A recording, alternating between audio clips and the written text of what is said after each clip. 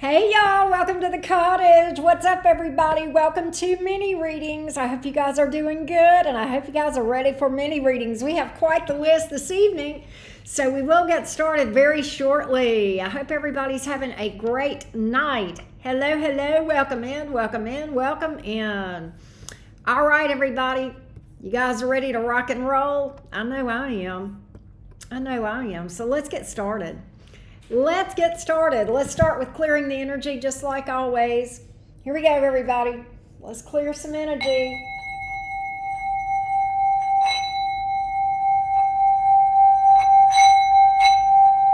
Hold on a minute.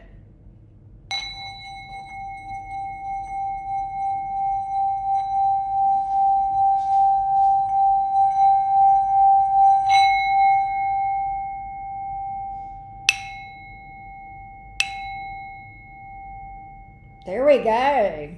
All right. Hello, Jesse and Laura. What's up? Steph in the house. How y'all doing? All right, everybody. I'm going to go ahead and get started. And Birdie is not here, but he left me his questions. So I'm going to go ahead and read for Birdman. And let's see what we got. All right. Here we go. Let's do this first, everybody. Source, Spirit, Universe, Divine Guides, give us information for everyone, for their highest good and their greater good, so that good life path decisions can be made in alignment with consciousness of the divine. As it is spoken, so it is. All right, so here we go. Birdie asks, what signs will I see in my ideal person? What signs will I see in my ideal person? What are the things I can look for in my ideal person? That's what Birdie says, all right? Let's see what we can tell Birdie tonight about what to be on the lookout for. Let's take a look. What is Birdie going to notice in his ideal partner that is energetically and emotionally aligned with him? What is Birdie going to see in his ideal partner whom he is emotionally aligned with? What signs? How will he know what things are going to be? You can put it in the chat, Jesse. You can. Or you can hold on a minute. You can email me if you want. This person is discerning. Page of Swords. They are discerning. They pay attention. And they are curious about you, Birdie. They are open to learning. They are curious, they are open-minded, and they are discerning. Okay? That's some of the things that I see already in the jumper that came out that was face up. That was the Page of Swords. Sometimes the Page of Swords isn't always a watcher. Sometimes it's a person that is curious and open to learning. The Page of Swords is the least vocal of the pages. The Page of Swords is more about trying to figure out what's going on. It's a curious energy. Somebody who is curious about you, wanting to know about you, open to learning you, and expresses curiosity. That's going to be a big one for you, Birdie. Someone who legitimately is wanting to know about you more so than telling you about themselves. And I'm not saying they're closed off, but it's somebody who legit wants to know you, right? Let's take a look. Nine of Wands in the reverse. That's a good one. Devil in reverse.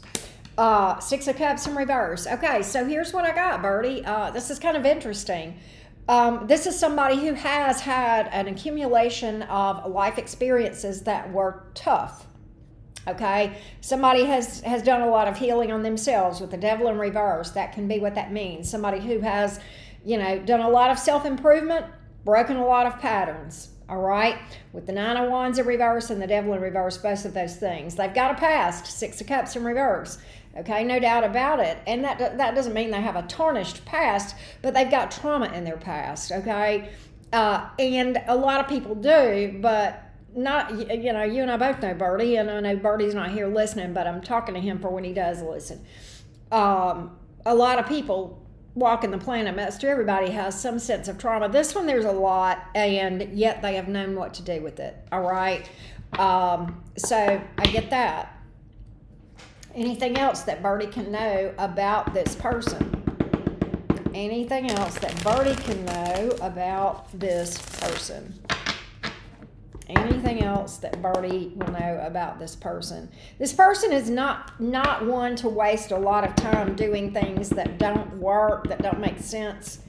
So they are cognizant of where they put their energy and what they listen to and that sort of thing, what they surround themselves with, you know, that sort of thing.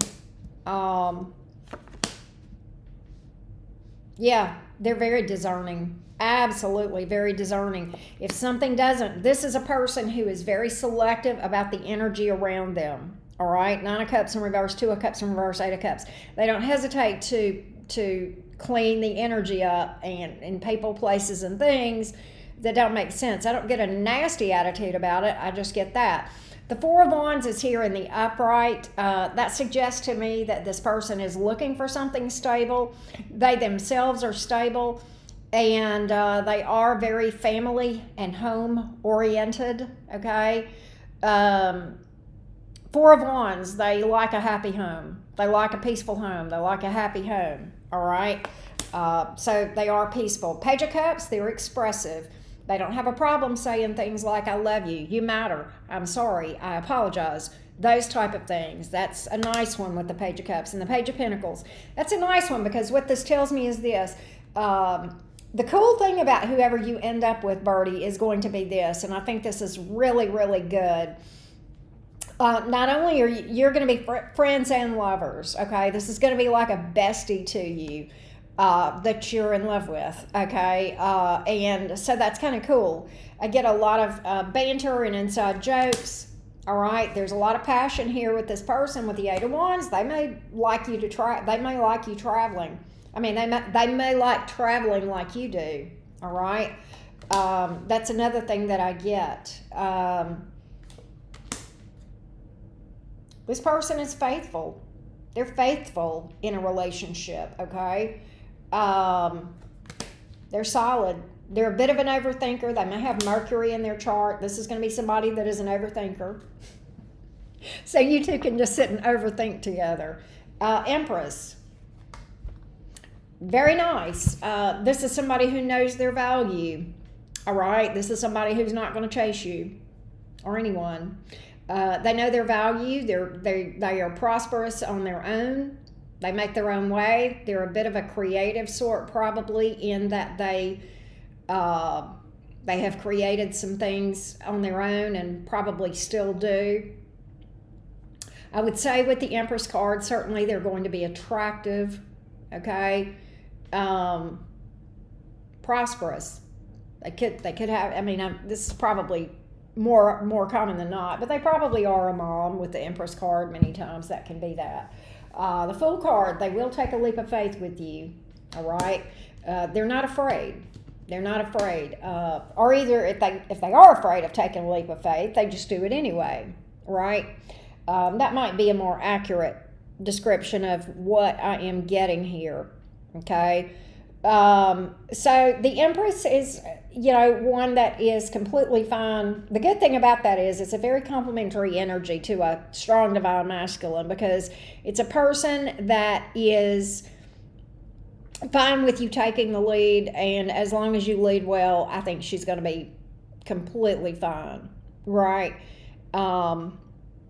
She probably likes to be pampered with the Empress card here. She probably does. She probably pampers herself. So those are the things that you're going to look for.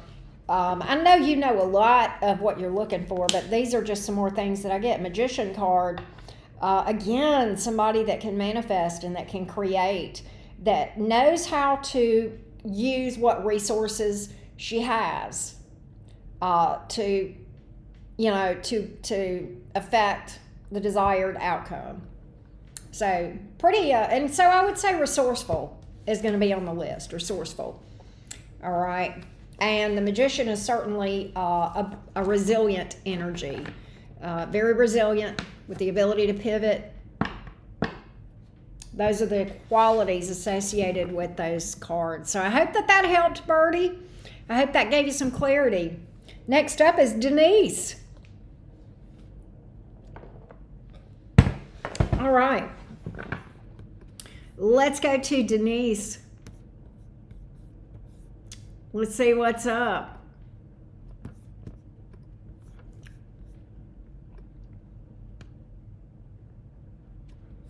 Here we go. I thought that was a good question too, Laura.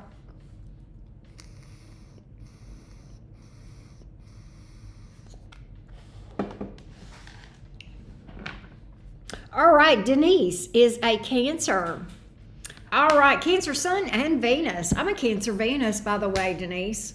I don't know if y'all knew that, but anyway. Denise asks for messages / advice from Spirit. Let's see what we can find out for Denise. What does Denise, the Cancer cutie, need to know from Spirit? What does Denise, the Cancer cutie, need to know from Spirit? What does Denise, the Cancer cutie, need to know from Spirit? What does Denise, the Cancer cutie, need to know from Spirit? What does Denise, the Cancer cutie, need to know from Spirit?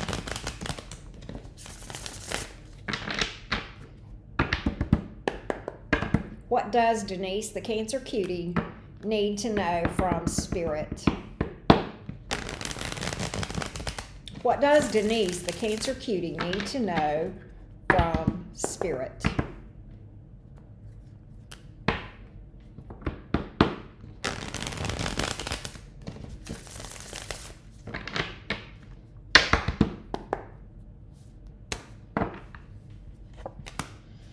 Hermit, World reversed, Lover's card. So this is the thing. I think there may be some unfinished business that you may have not settled and processed through that needs some internal work, okay? You're kind of getting some advice with the Hermit card to spend some time in solitude and introspection, specifically about cycles that are not closed out, that need to be with the World card. The Lover's card is often a card about taking the high road, all right? It can sometimes speak to romance. It can often speak to making a decision about romance, and particularly here, when we have this Hermit card and we're talking about taking the high road, sometimes the decisions that are before us, all right, don't always, we may not have every decision available that we want, every option available that we want, whether it's about love or money or job or what have you. But sometimes Spirit asks us to take a step back and realize that we do always have a choice. We may not have certain things that are available to us, people that may have walked away or jobs that may not have come through or that sort of thing, all right? But we can choose to move with the options that we do have available, and that's not always romance. In fact, in this case, it would be not romance. It would be about focusing on yourself. It would be about building a life within yourself. Okay, and that is what the Hermit card is about. It's about learning to be comfortable single and alone, and and accepting what is no longer available. Okay, and instead choosing to look at what options are available. It's all about taking your agency back. A lot of times when we have things that don't go well for us, that don't go like we wanted. Could be a relationship, could be a friendship, right? Whatever that is, okay? It can be very disappointing. And a lot of times people get under the false impression that they're supposed to put their life on hold until a person comes back. And that is not sound spiritual advice.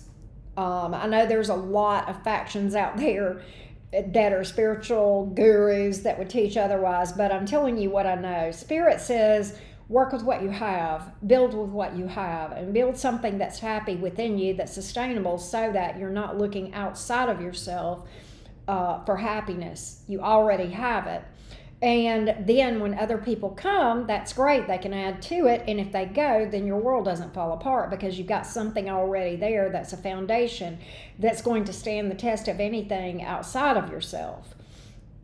So that's what this is about.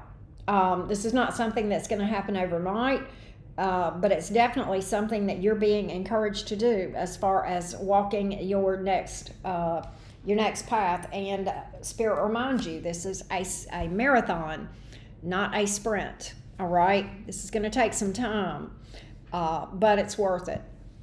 It's absolutely worth it. This is the journey to ascension right here in this Hermit card. That's the journey. It starts with, most people start the spiritual ascension journey with healing and shadow work, and that's how I did, so that's understandable, but it goes far beyond that, and it's a lifelong journey. And you're encouraged to either start or continue this journey right here. It's walking this path, and the lantern is the divine guidance right here. And when we get still and we get quiet with the divine, which that divine guidance is shown in that lantern, that's what that represents in this card. That's where we get the truths. That's where ascension happens. And that's the only time that it happens. That's it. I hope that helps you, Denise. I hope that helps you. All right, we're going to Ro. Ro booked next, so let's see what we've got for Rochelle. Let's see what's up.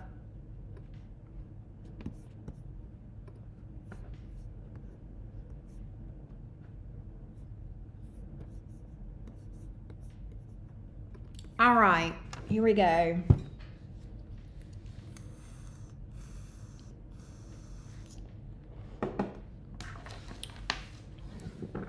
All right, so Rochelle, I know, is a Virgo, and we are looking at whether or not the Scorpio is coming back sooner rather than later, begging to get back together.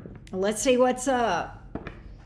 Let's see what's up. Tell me the future actions of the Scorpio toward Rochelle. Tell me the future actions of this Scorpio toward Rochelle. What does she need to know as far as what to expect from Ed? Let's take a look. What does Rochelle need to expect from Ed in the future? What does Rochelle need to expect from Ed? 9 of Pentacles. That's a card about being single. That flew out. That was my jumper.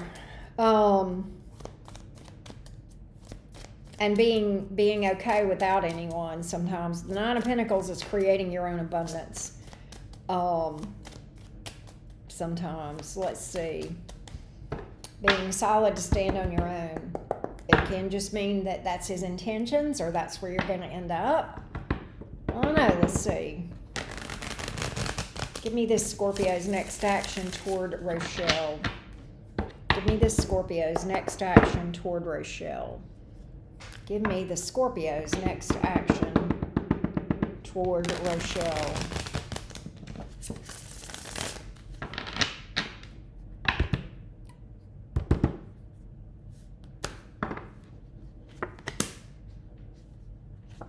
The Star, the Knight of Pentacles. He will come towards you. Justice in the reverse. He will come towards you. Justice in the reverse. 10 of Swords in the upright. So what you're basically looking at is a repeat of what you've been seeing with him. And I mean, not to be, but you know, you and I both I know a little bit of the backstory on this, right? So I think you can expect exactly what you've already had. More of the same. So yes, he will come rushing in. Probably begging to get back together. I do see him making a lot of promises about the future, and I see him bailing again and it hurting again. And Justice in the reverse is all about you kind of giving yourself a fair shot at happiness. And the reason the Justice card is here in the reverse is to ask you to rethink what's fair to you. And continuing to let this man come back again whenever he's done this multiple times Every time you let this man back in, you're abandoning yourself. And every time you choose yourself is a step toward healing and a better life. That's why the Nine of Pentacles is here.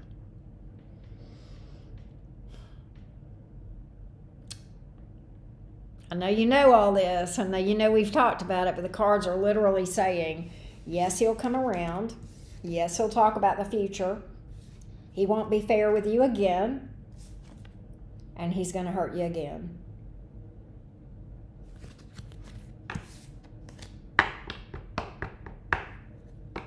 That's what I got, love. That's what I got. All right.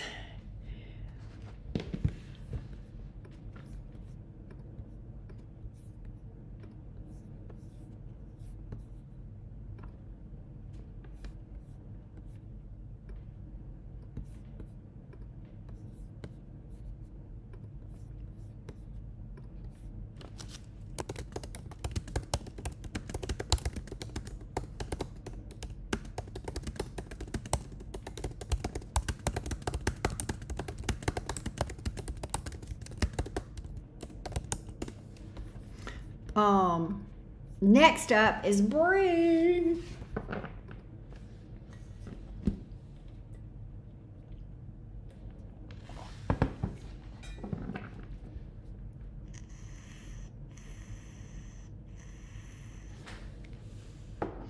All right, so Bree, let me read for Bree. Bree is a Taurus sun, Cancer moon, Aquarius rising. Who are the people in my energy and what advice can you give me about them? So I don't know by name who, but we'll see if we can see who's in your energy. And if there's multiple people, there she is. Hey, beautiful. And if there's multiple people, we'll pick that up and then we'll see what advice we can give about them. So let's see what we can find out. What can we find out for you about who might be in your energy? Let's take a look.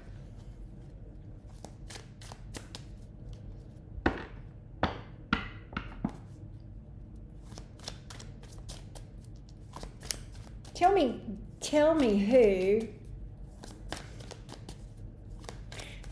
who is in Bree's energy first. Who's in Bree's energy? Who is in Bree's energy? Bree the Taurus. I hope I'm saying your name right, Bree.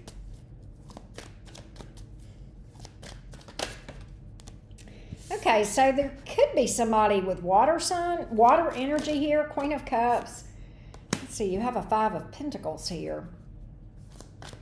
That's interesting. That's about being left out in the cold.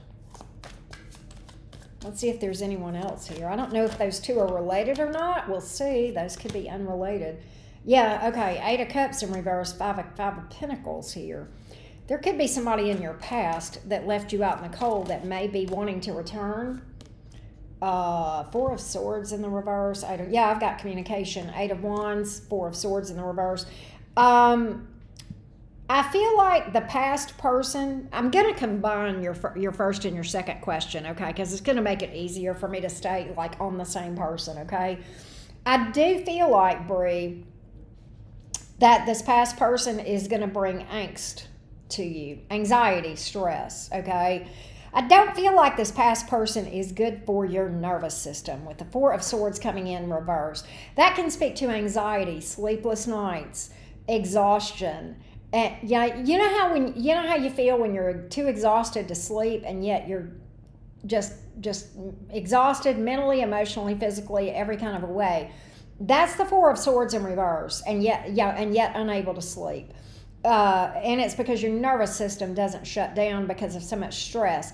And I don't know if you know who this is, but I do say that there is probably communication coming from this person.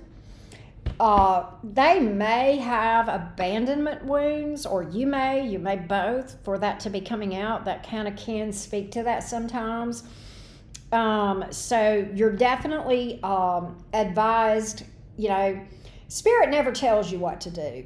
Spirit just tells you what to expect, all right? if you go down a certain path. That's kind of what tarot is, but we're not going to, nobody was going to tell you what to do with your own choices, but we can get a heads up on what the energies are like with a person, right? But just to know that this person has abandonment issues, what does that mean? How does that manifest? Let me help you to identify who this might be in a better way. How abandonment wounds typically manifest is this. You'll have an unhealthy attachment style, and that can sometimes be an anxious attachment where people are overly clingy. It can also be a person who is an avoidant, and they are a bit of a runner. Both the runner and the chaser have unhealthy attachment wounds or styles that are often associated with fears of abandonment, fears of emotional vulnerability, okay? Those are the things that can often be associated with that. So that would be how you would know who this person is that I am speaking about, all right?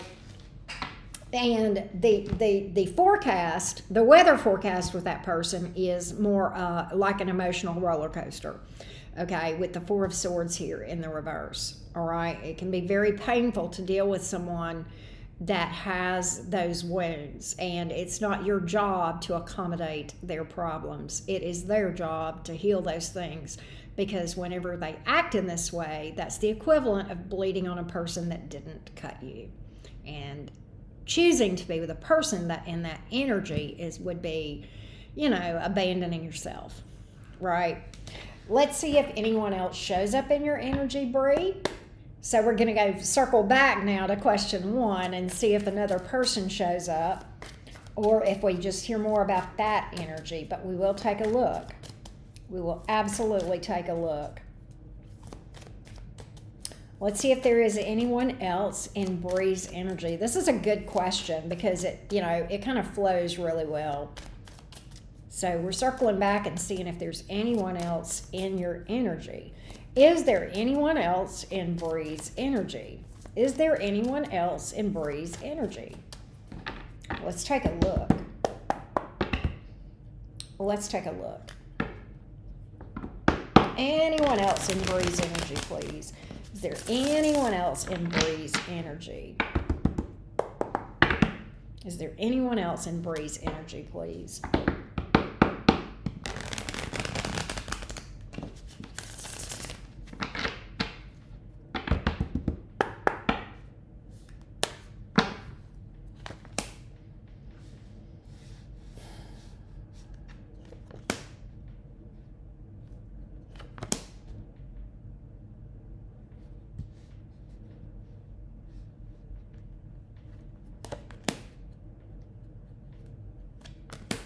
Bree, this is kind of odd.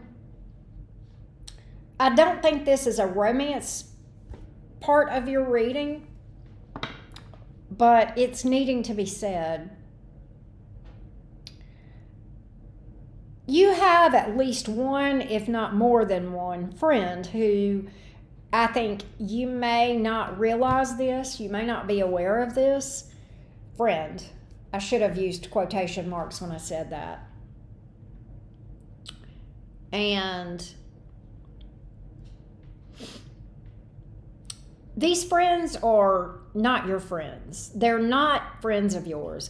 I don't know. I think you have one that is jealous of you. Maybe more. But you've got some people that are really haters disguised as friends. All right? And I don't think this part of the reading is romantic, but apparently Spirit wanted you to know this because that's what's coming out here. And I'm going back to that original Queen of Cups that came out, and I'm looking at your moon sign, and I want to talk to you about that.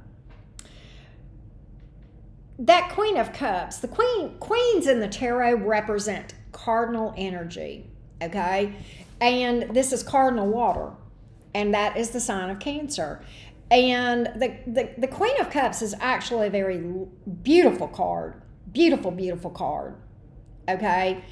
And what I absolutely feel like that you're needing to be told right now is this. That Cancer heart of yours, because the moon, I mean, that's your heart. Okay, that's your heart. Is beautiful.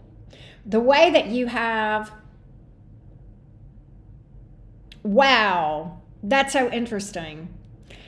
The heart that you have, and let's talk about this, okay? The heart, the Queen of Cups, the heart that you have within you, okay?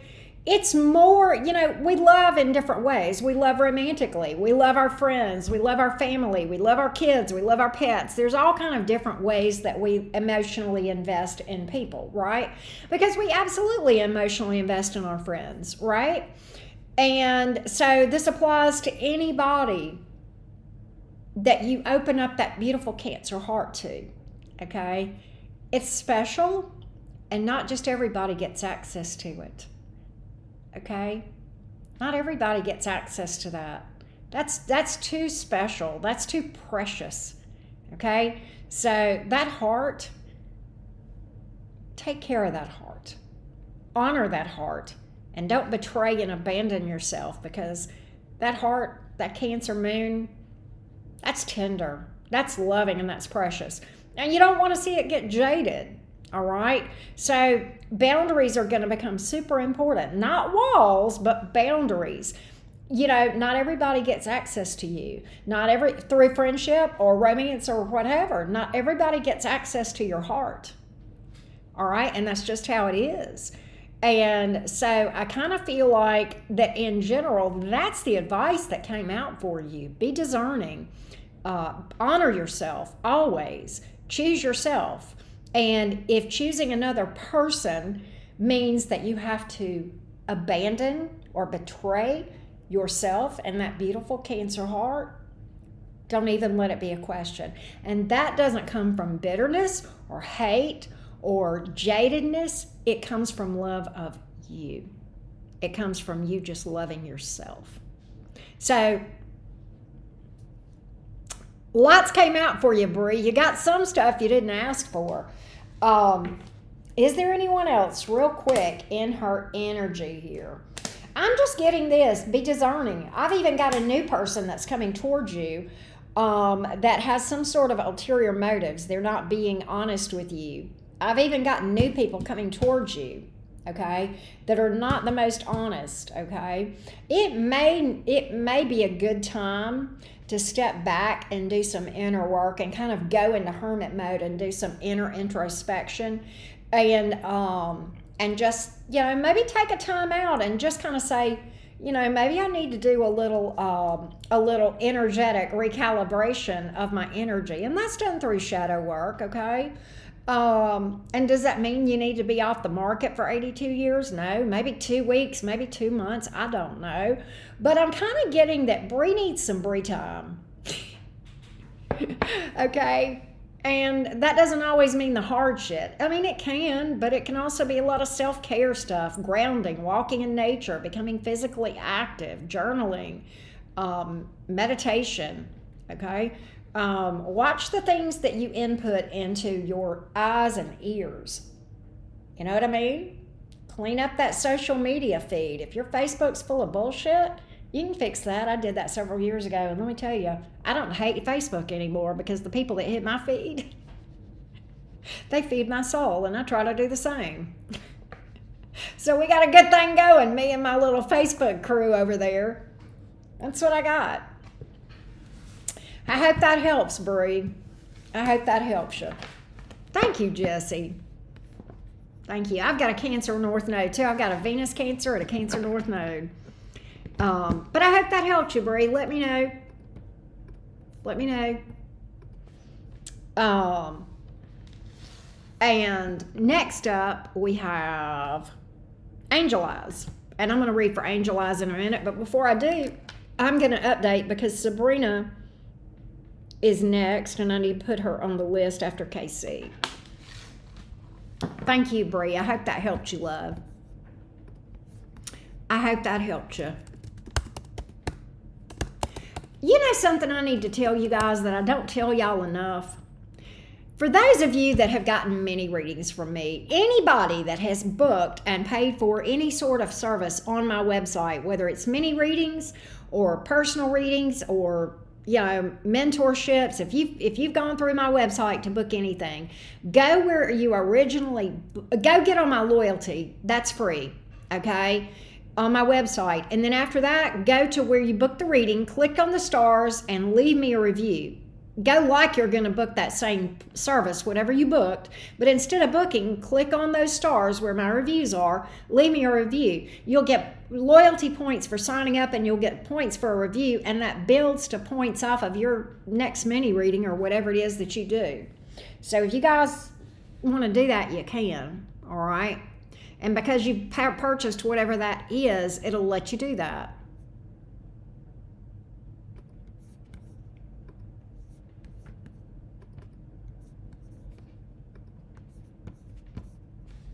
Let's see what we got. Okay, let me put Sabrina after KC. All right. Let's go to Jesse. Jesse, I need your... Oh, wait, no, Angel Eyes. I forgot. Angel Eyes. Let me read for Angel Eyes.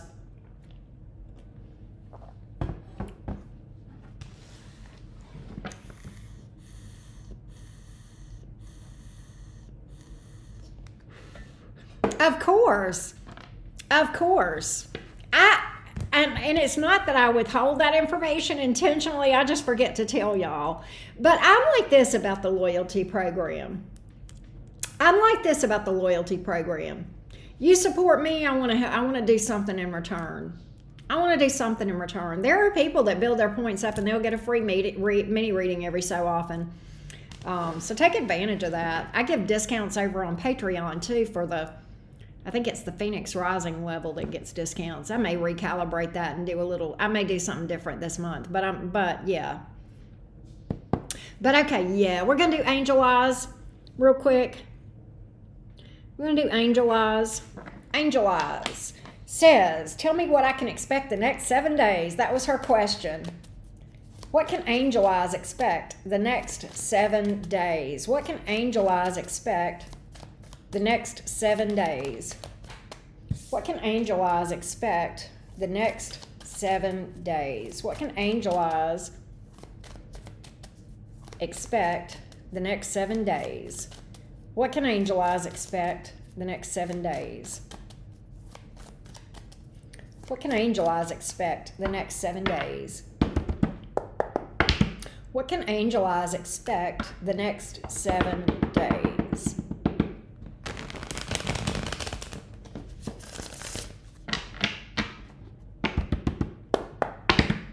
What can Angel Eyes expect the next 7 days?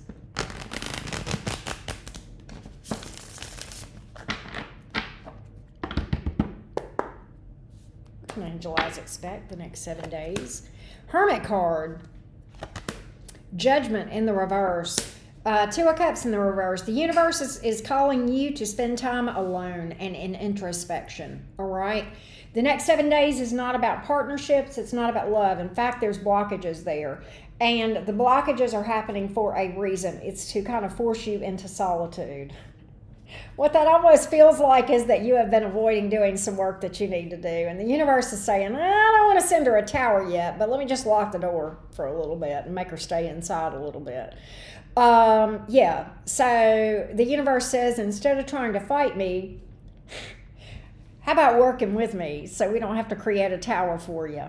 That's kind of, this is very pre-tower. I'm going to be real with you, all right?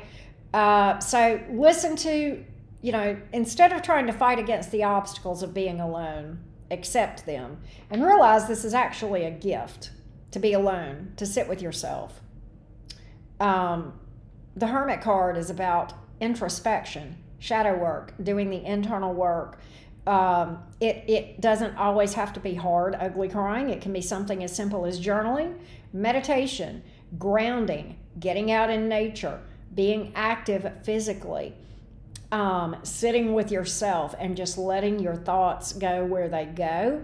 And instead of becoming your thoughts, observe them and ask why you feel this way. What's causing me to think like that? right? What's causing me to have that thought? You know, the Hermit card is very much a spiritual ascension card. We talked about this earlier. I forgot who we were reading for.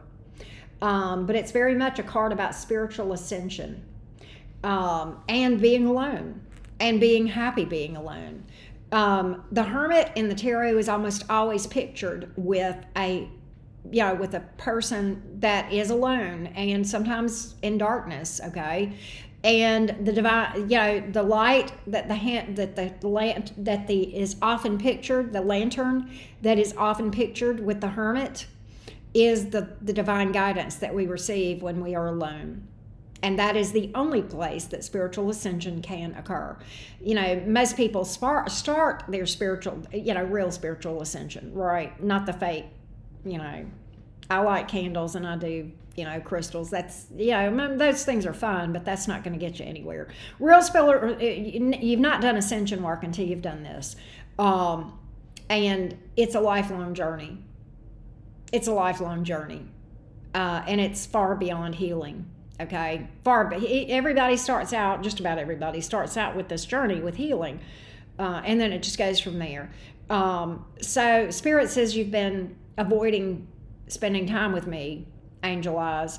So the next 7 days, you're going to get kind of a locked door, and you're being called to stop thinking about your next romance, stop thinking about going and partnering up with somebody, whether it's a friend or otherwise. It's time to stay by yourself and get comfortable being alone. That's the next 7 days assignment. That's what I got for you, Angel Eyes. That's what I got. All right. Yeah, everybody's in the tower. Birdie's not alone. Actually, Angel Eyes, you won't be alone. Birdie's in the tower. I put myself in the tower. Laura, I don't know if I told you that. I self-admitted the other day into the tower for some period of time, and can I tell you how much better I feel? It's only been about 3 or 4 days, and your girl feels a lot better. Anyhow, that's what I got. The timeout tower. It's actually a safe place.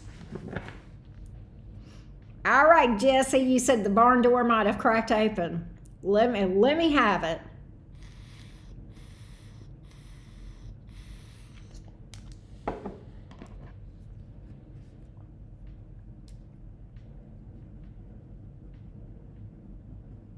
Sock it to me.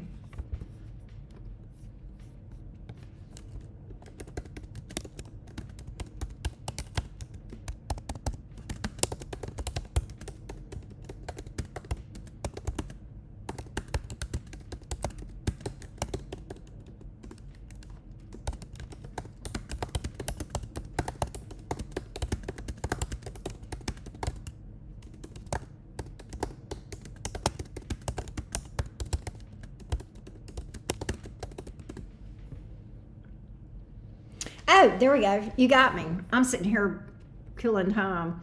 All right, so Jesse says, let me timestamp for you, Jesse. Hold on, so you'll be able to refer back to this if you want to. All right, I have recently connected with a Capricorn S, and my Cancer XL started contacting me. Should I hold out for new to avoid repeating a cycle? So here's the thing, Jesse. I'm going to pull on these folks. But my initial thought, you don't have to repeat that cycle. If you feel like it's a cycle that would repeat, and I can check for you. I can definitely check for you, and I will, Jesse. But if you feel like it's a cycle that that is likely to repeat, and you don't want to go there, you don't have to.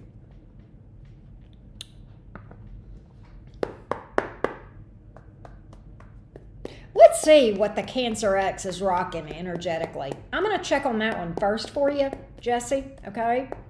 Tell me about this Cancer X. What's the Cancer X rocking energetically? How is the Cancer X coming toward Jesse? How is the Cancer X coming toward Jesse? How is the Cancer X coming toward Jesse? 9 of Cups in reverse. Emotional codependence. Or fickle. One or the other with the Nine of Cups in reverse. Jaded can be a thing with the Nine of Cups in reverse. She's not solid in and of herself. With the Nine of Cups in reverse, that suggests that she's needy energetically. Okay, so I don't think she's healthy energetically, emotionally. Okay, I don't think she's in the most healthy place. Let's take a look. Not at all, JD. I got openings. Hit me up, love bug. Yeah, she's not the most emotionally healthy person in the moment. Nine of Cups in reverse. Tower reverse. Nine of Wands in reverse. Damn. She might run. She might be a runner. King of Cups. Ace of Wands. Oh, that says new. Oh, that says new. JD. Jesse, this is hollering new. This is saying somebody's new here. I'm getting new energy coming in, throwing a monkey wrench in my reading about her. I mean, it has to be because we have an ace here. We have the Ace of Wands, the King of Cups, Magician. Somebody is in your energy or will be that's pretty amazing. Oh. Can you tell me any more about the Cancer? Three of Cups in reverse. The Fool card. She wants something with you. All right, but Justice card in the reverse. You haven't spoken in 8 months. Here's what I get. With the Justice card in the reverse, that can mean so many different things, Jesse. I'm going to go, everything else I see with this girl, I'm going to go with this, Jesse. I'm going to go with she has a hard time seeing that she creates a lot of her own problems.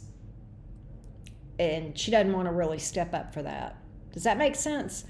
The Justice in the reverse is about not being fair to you, and this thing would not be a fair chance, and that sort of thing. Imbalanced sometimes with and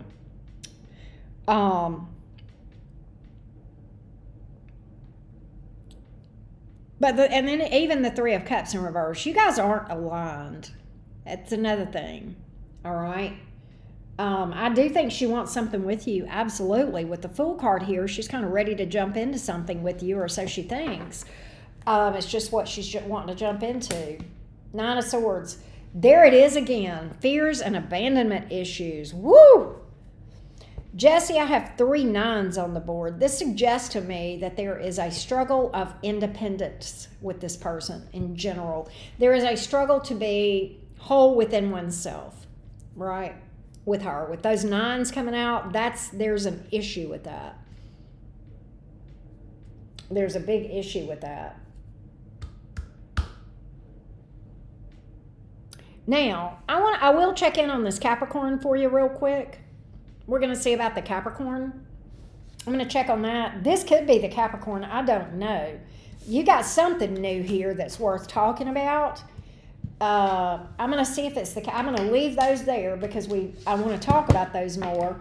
But I want to pull on the Capricorn separately and see if that kind of matches this or if that's something different. All right. She does kind of create her own problem. Yeah. Yeah. Tell me about this Capricorn that Jesse has asked about. Tell me about that. Tell me about that. Tell me about this Capricorn and Jesse's energy. Tell me about this Capricorn and Jesse's energy. Tell me about this Capricorn in Jesse's energy. Tell me about this Capricorn and Jesse's energy.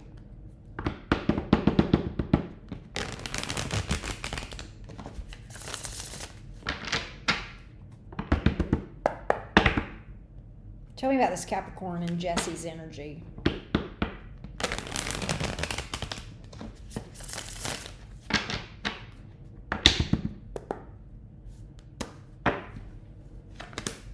Two of Wands, Justice in the reverse, Queen of Pentacles in the reverse.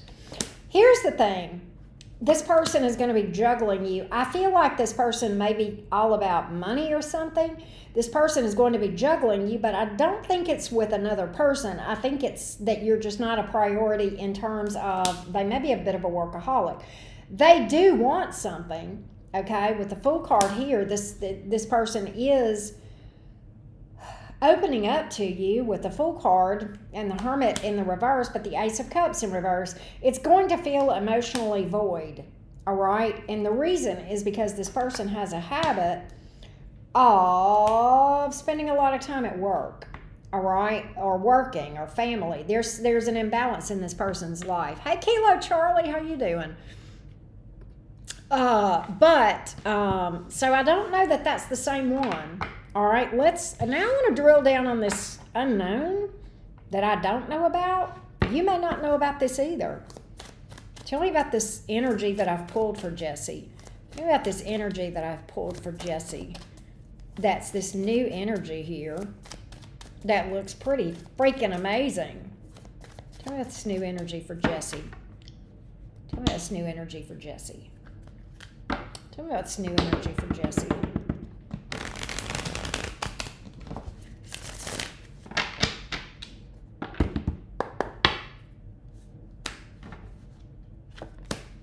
Knight of Pentacles here. So they're pretty stable. They're pretty solid. The Sun card is here. The King of Wands is here. This person is very passionate. Passionate new beginning. I get somebody that's very attractive here as well. They're going to be very attractive. They're also pretty solid. Resourceful, the Star. They may also be very spiritual. Jesse, I like this one. Does Jesse know this person or not?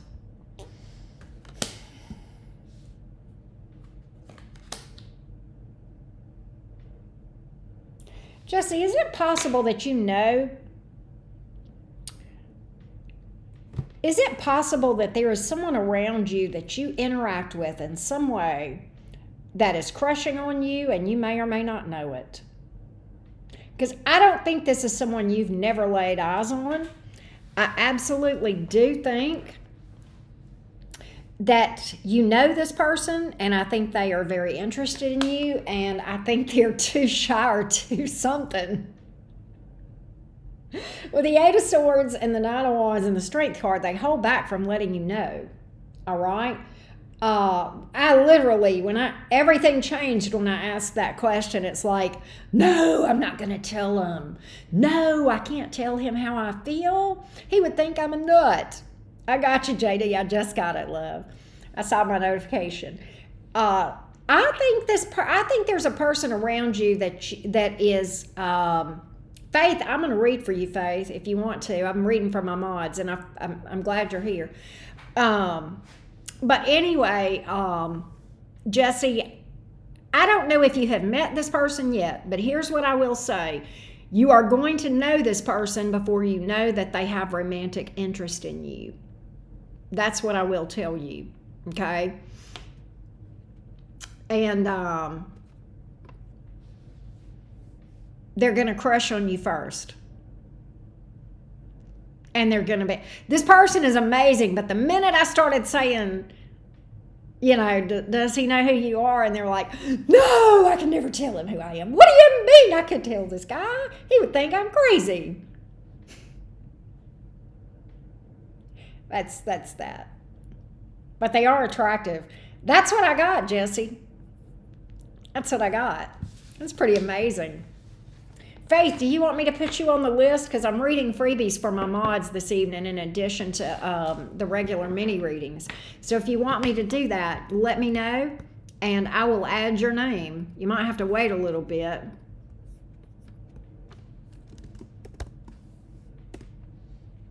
He says they're keeping a poker face if I do know them. There you go. That's what I got. I got you, Faith. I'll put you after JD.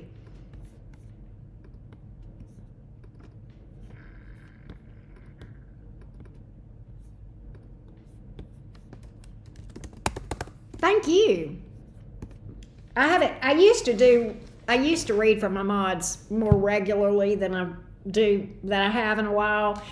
And I thought about it today, and I said, Karen, you need to read for these mods. They work too hard. You need to read. You need to pull some cards for these folks. So that's what we're doing.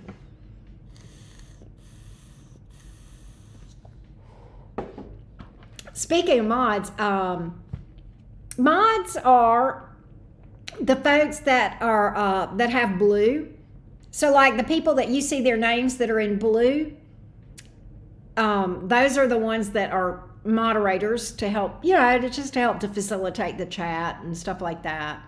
But I don't know that Vanessa is gonna be here, so I'm gonna go. Steph, if you're still here and you want to give me your question, I will read for you, Steph, because Steph's another one. Vanessa's a mod, Steph's a mod, and I haven't seen Vanessa. She may pop in later, and if she does, I'll read for her.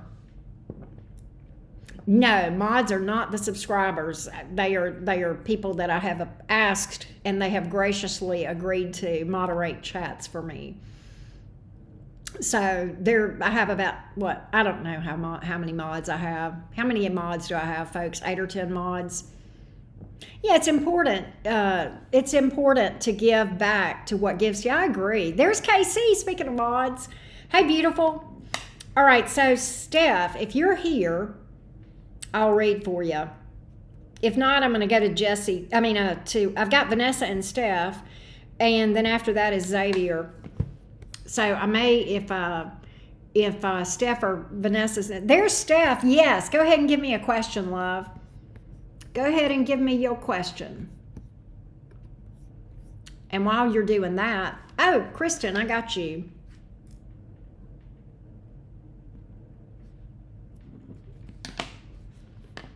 Let me update this. Let's see here. Let me make sure I've got this right. All right, so we got Vanessa, Steph, Xavier, Rachel. Why do I have you on here twice, Steph? I've lost my mind. All right, after Rachel is Laura, then Casey, then Sabrina, and then we have JD, and then we have Faith. And then after Faith, we have Kristen. All right, you texted me? That'll work. I'll look in just a second. Let me get this thing updated. Got to get everybody on the same page here. After Faith is, let's see, we got JD, Faith, and then Kristen. Okay, there we go. Here we go. All right, let's read for, oh, I went to the wrong place. Let's read for Steph.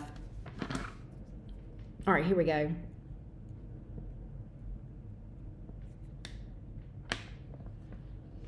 Where is it? Oh, you want me to read about that last text that you sent me?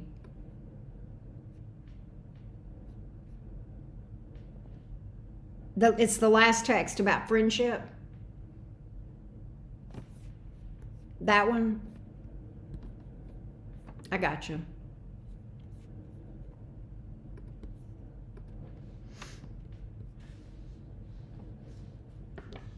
Oh, you're Kristen. Oh, okay.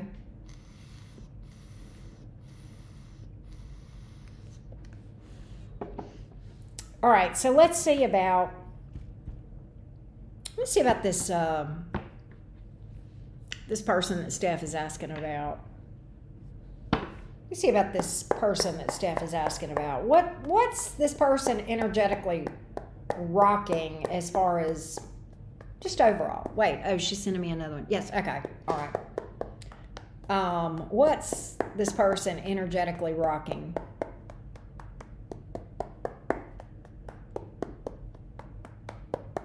What's this person energetically rocking?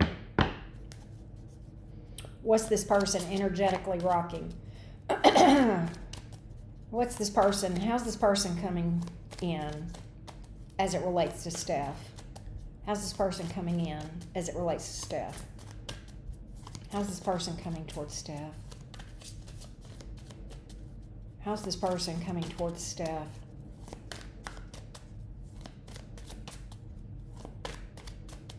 I just heard that's what makes you beautiful, Steph.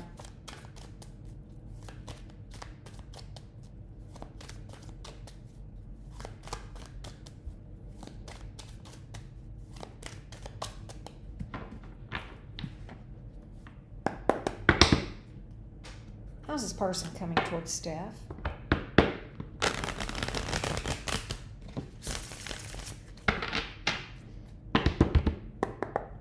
How's this person coming towards Steph?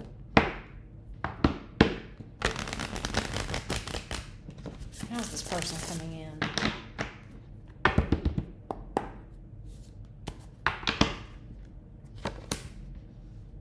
Okay.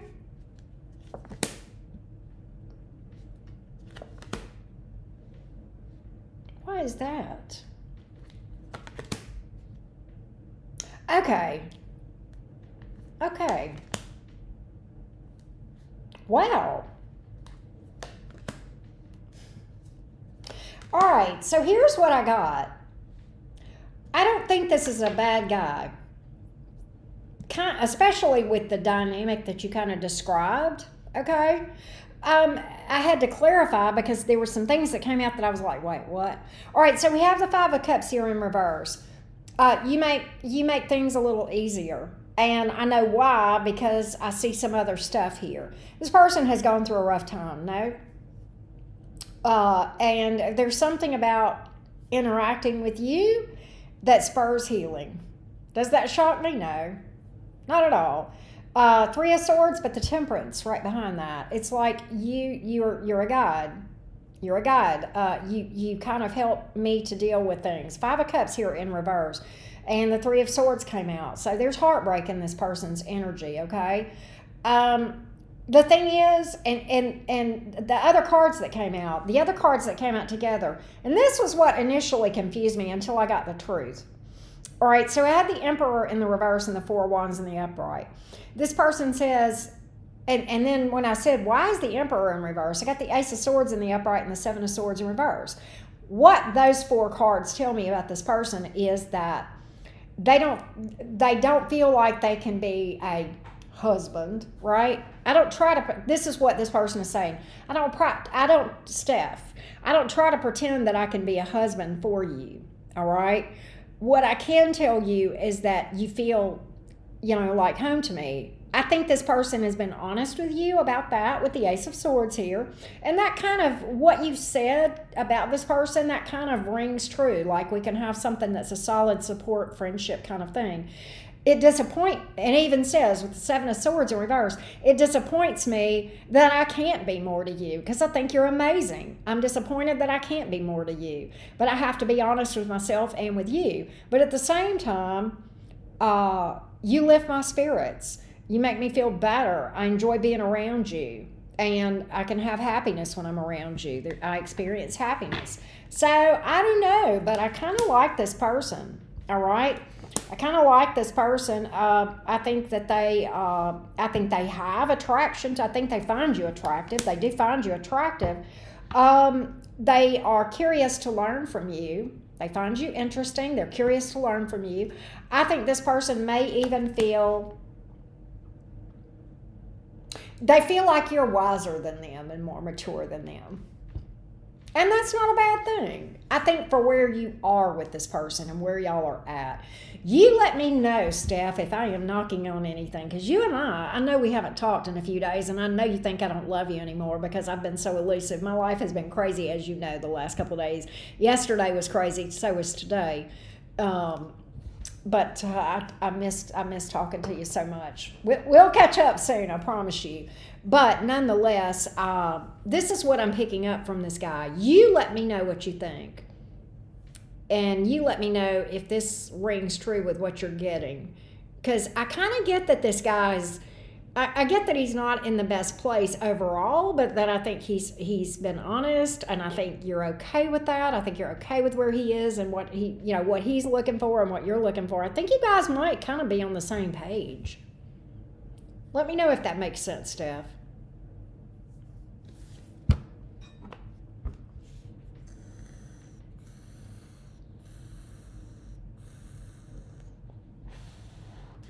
I think he looks at you and he thinks, damn, I wish I was in a better place. That's that Seven of Swords in reverse. Damn, I wish I wasn't so fucked up right now.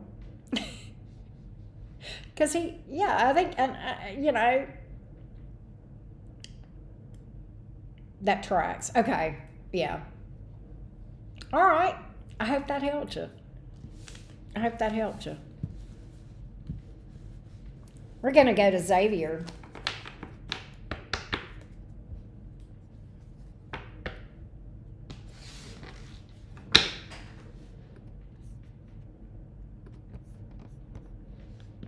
Totally. Okay, good. I think this is a pretty decent dude. I don't ever think it's a bad thing when somebody is heartbroken. I think that's only bad whenever they're not honest with people or themselves, but they're not ready to relationship and they think they are, right? So I respect this guy. I respect him so far with everything we know. Oh, wow. Okay. Yeah, I kind of get that he's a what you see is what you get kind of guy. I will say, based on the zodiac sign and what I know about the men that have that zodiac sign, they can, I mean, like every zodiac sign has their challenges, right? But I think male, I mean, I'll just say it. I think male Aries are one of the ones that, you know, they may have challenges, male or female, you know, regardless. But one of the things that of the Aries that I have known, the Aries men that I have known, is that they're not typically liars. You know?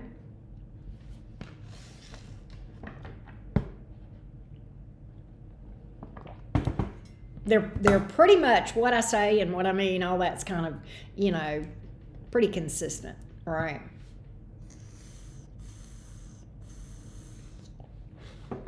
All right, there's Xavier. How you doing, Aries Beauty? Good to see you, love. I hope you've been good. Aries Beauty says, how am I? You asked me how I'm doing. I'm doing pretty good. Major milestone this week. So I would like to know if there is anything I need to know right now regarding love. That's a good question. That's a good question. So let's see what we got.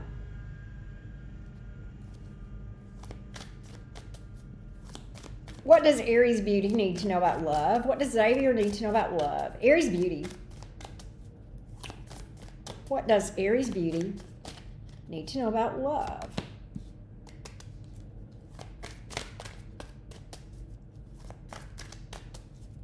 You're looking in the wrong direction. I'll get more on that in a minute. Look in the other direction. It's better where you're not looking. Hold on. What does Aries Beauty need to know about love? What does Aries Beauty need to know about love?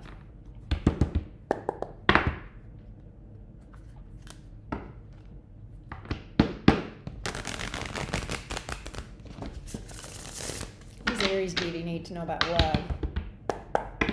What does Aries Beauty need to know about love?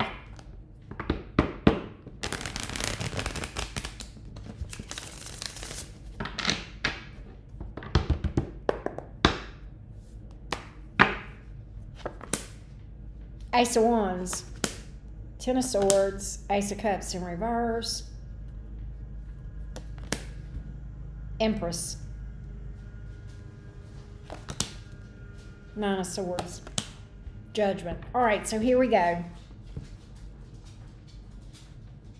Right, Jesse, that's kind of been my experience too.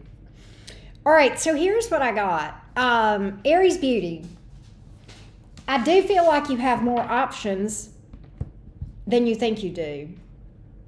Romance options? Maybe. I'm going to go a step back from that and look at the bigger picture. And what I get is this. Let me tell you why I said that. The Five of Cups is here in the reverse, all right? And I got to tell you about the Five of Cups in the upright.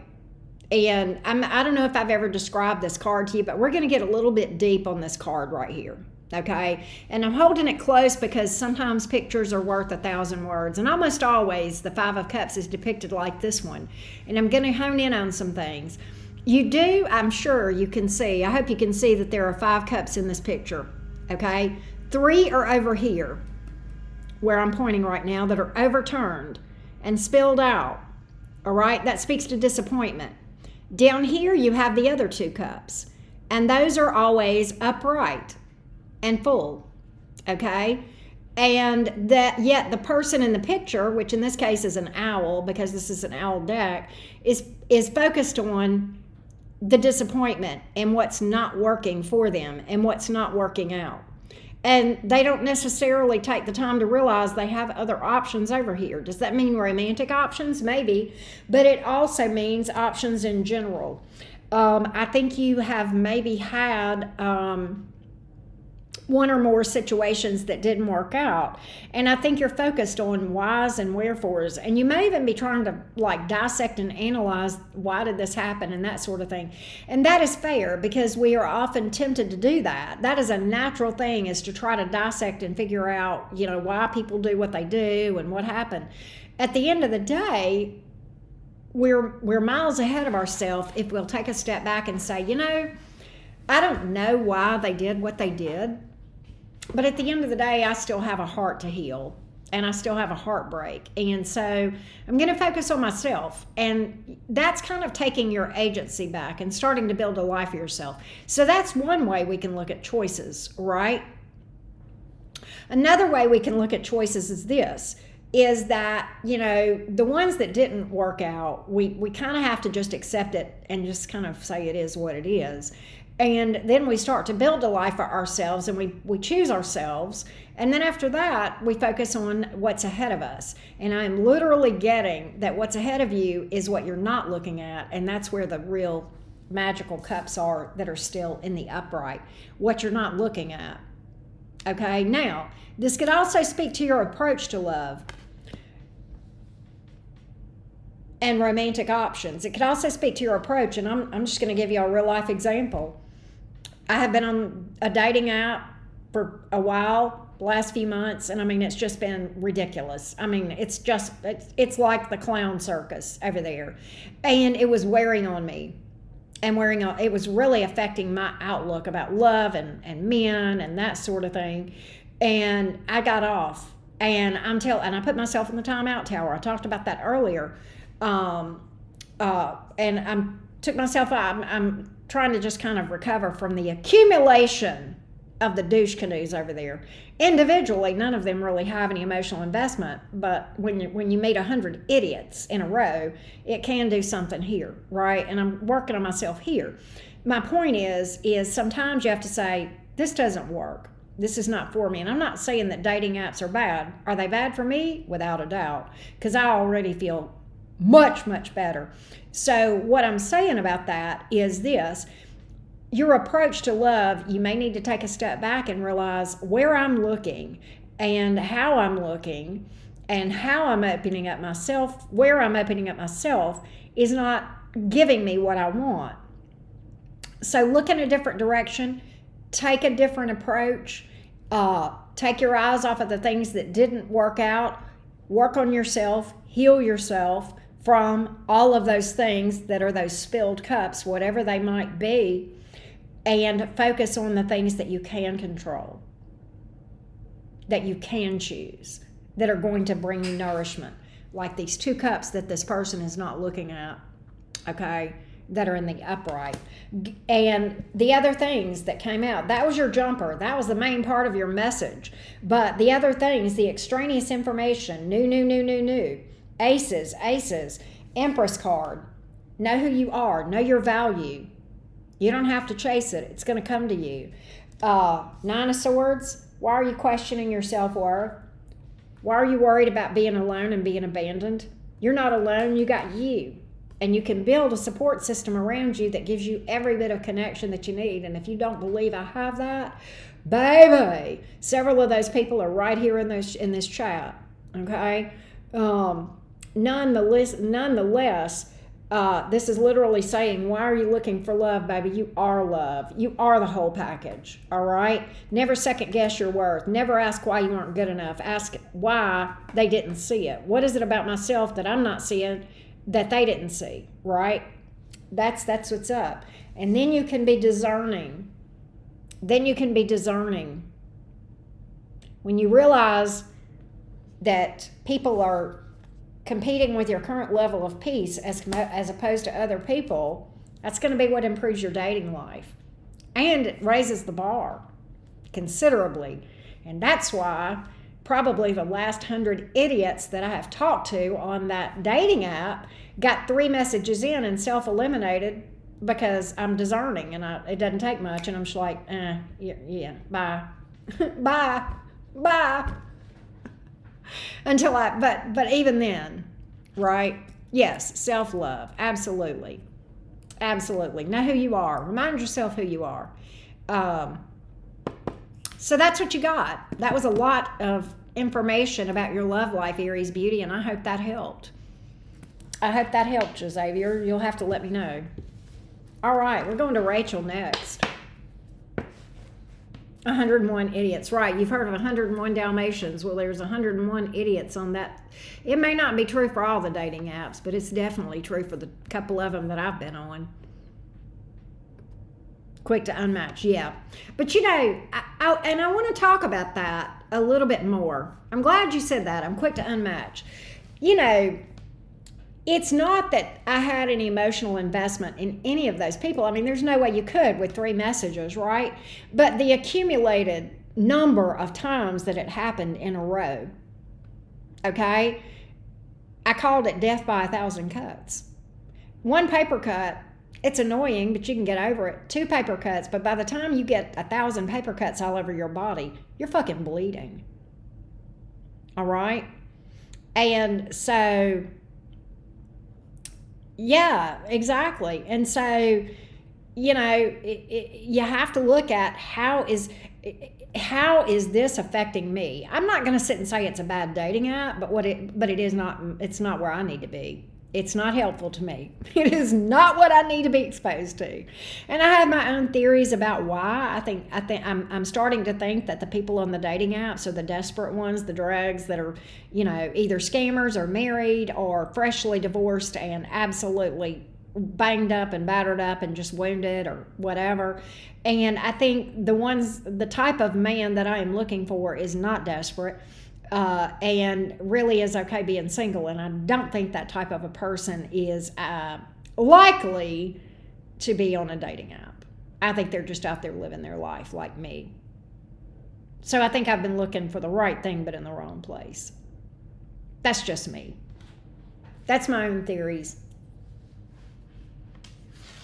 Do I think there are good people on dating apps? I'm sure there are. They're just super hard to find.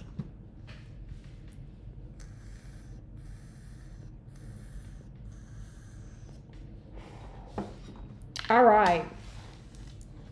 Rachel is up next.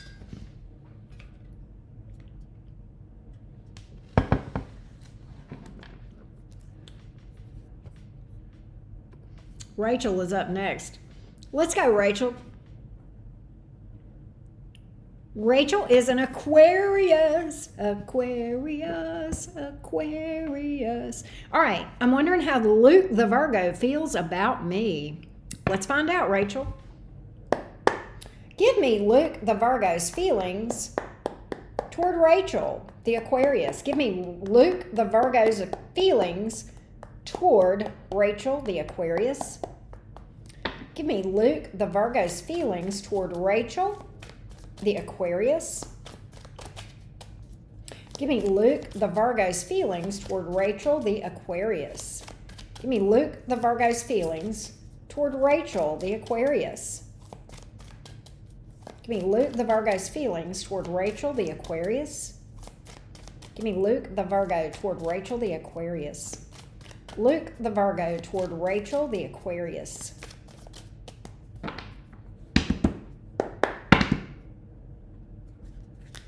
Luke the Virgo toward Rachel the Aquarius. Give me Luke the Virgo toward Rachel the Aquarius.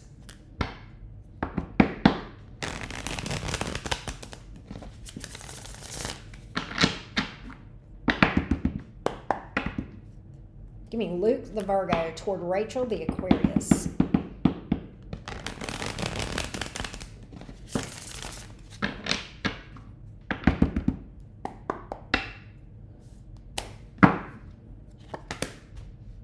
Hangman. 3 of Pentacles. Queen of Swords in the reverse. King of Swords in the reverse. Four of Pentacles. Seven of Pentacles. I'm not sure why, but what I pick up is he may feel intimidated by you. He may also, I think he wants something with you, but I think he just doesn't, I think he's trying to figure out how to approach this, is what I'm getting with the Hangman here. He's very tentative. He's very tentative about how to approach this. I think there's something about him saying, maybe if I just give this time and patience. Knight of Pentacles. I do get him wanting something with you, but he holds back. Page of Cups. Two of Cups. He does. He wants to be with you. Page of Cups, Two of Cups. He's just slow as hell. It's like he's intimidated. With the Queen of Swords and King of Swords coming out in the reverse, it's like he is intimidated. I mean, I just get this tentativeness. And he may have some insecurities, okay, around, I'm going to be honest with you. He may have some insecurities around intelligence, okay, or something to do with cerebral, the brain stuff, right? The mental health. I mean, not mental health, but like intelligence, intellect. I kind of get that. And I think he thinks a lot before he speaks with the Hangman here and the Three of Pentacles. And I think even when he does speak toward you or move toward you, it's he's put a lot of thought into it. All right. I think he definitely wants something with you. I think he's very tentative, and I think it may have to do with some insecurities, which you can't solve that. He's got abandonment issues too. He's got some insecurities. All right. He's got fears of being alone, abandonment.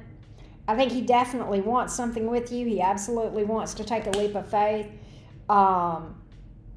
Temperance card.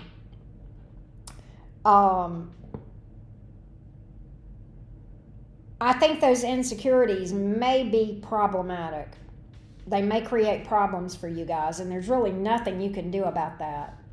That's something that Virgo's got to fix, all right? I think the Virgo is well-meaning and well-intended. Well-meaning and well-intended. I don't think this is a bad guy at all. I think this is an example of somebody that has wounds and they've not fixed them yet, all right? But I think he does want something with you. If he doesn't love you, he feels like he could. Okay, with that Page of Cups and the Two of Cups, he feels there's a soulmate type energy here. He wants to take a leap of faith, but as far as actually doing so, he's very tentative. And he's got some insecurities, and that may come. I almost feel like that comes off as an energy of him acting shy. Shy is one thing, but shy because of insecurities is something else. Those insecurities can create a lot more problems than we sometimes realize. But that's what I see here as we kind of delve into the energy of Luke the Virgo as it relates to a potential connection with you. And I hope that helps you as far as having some clarity about what's going on here. I get him maybe being a little bit more open with you, but he's still got such a fear of failure. God, that's what I got here. That's what I got.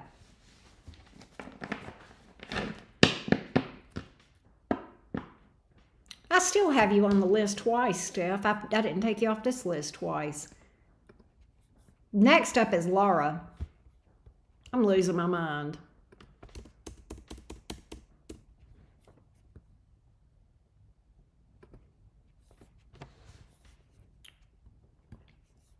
So Laura Boo, you are up next. There's my vape. There it is.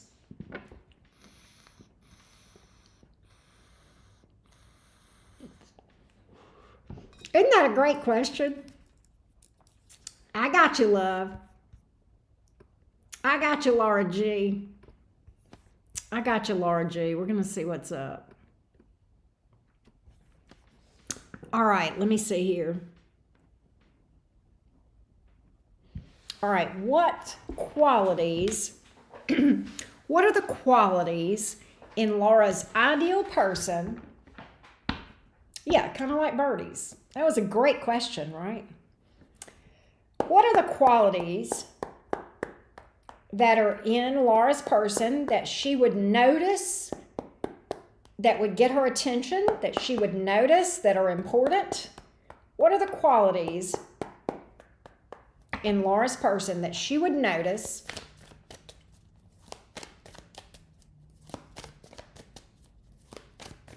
or recognize? What are the qualities in Laura's person that she would notice or recognize? What are the important qualities that is going to get her attention, tip her off? Tell me about her person. What's important? What's she going to see in this person? I don't think I've ever had anybody ask me that question before Birdie did, and I think it's excellent. What are the qualities in this person that is going to tip Laura off, get her attention, important, all of those things?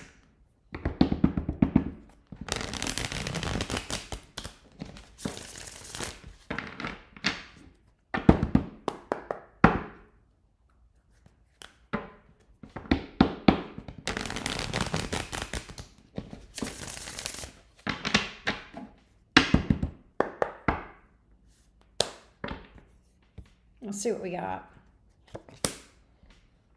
Okay, 3 of Wands, 9 of Cups, 3 of Pentacles, Ace of Cups in reverse, but the 4 of Swords, 5 of Wands in reverse.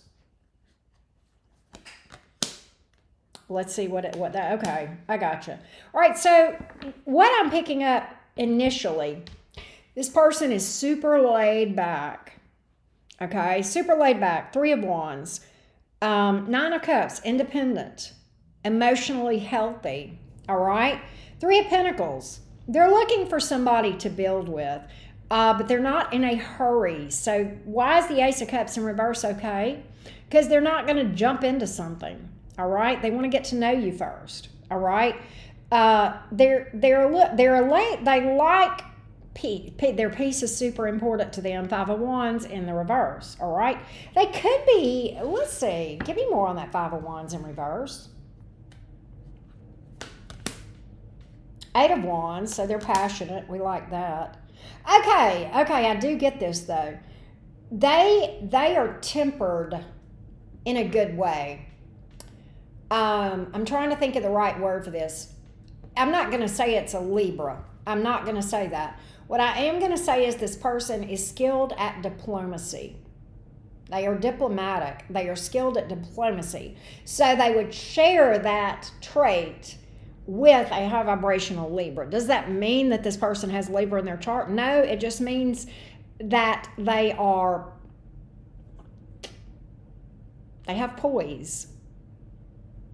Okay? They exercise restraint. Okay, and they're diplomatic. Okay, it's like they have a way of saying things without it ruffling feathers, which is a pretty amazing. I wish I had that skill. It's a pretty amazing skill, right? Will they take a leap of faith with you? They will, but they're just selective about it. All right. 4 of Swords, they're kind of in this energy of it'll come to me. And I really like that 3 of Wands, because that 3 of Wands it's the one Wands card that is a little bit less, it's laid back, okay? It's also a cooperative energy, somebody that who works together and builds and listens, and they let things come to them, right? That is a card many times about, a person that envisions their success and allows it to come to them, the ship's coming in, right? With an expectation here. I do think they're attractive with the Empress card. They could be the creative type as well. This may even be a person that is about manifestation, all right? I'm getting overthinker for you. All right, so you got another Mercury energy here. Does that mean it's a Virgo Gemini? No, it just means that they think a lot. They overthink. They're in their head a lot. But aren't you? Aren't we all? I also get that this person has been through a lot as well. Okay, so this person is going to be a slow mover. They're going to want to get to know you. Now, there's a difference in slow and that you don't hear from them for 2 weeks and then they text you and say, do you want to come over and snuggle and watch a movie? This is consistency that I'm seeing here. With the Seven of Pentacles, let's talk about the difference in slow and they're not doing anything. And I know you know the difference, Laura, but this is just, there is somebody who is consistent and builds slowly every day. They show up every day. They're not in a hurry, but they're consistent. They're loyal.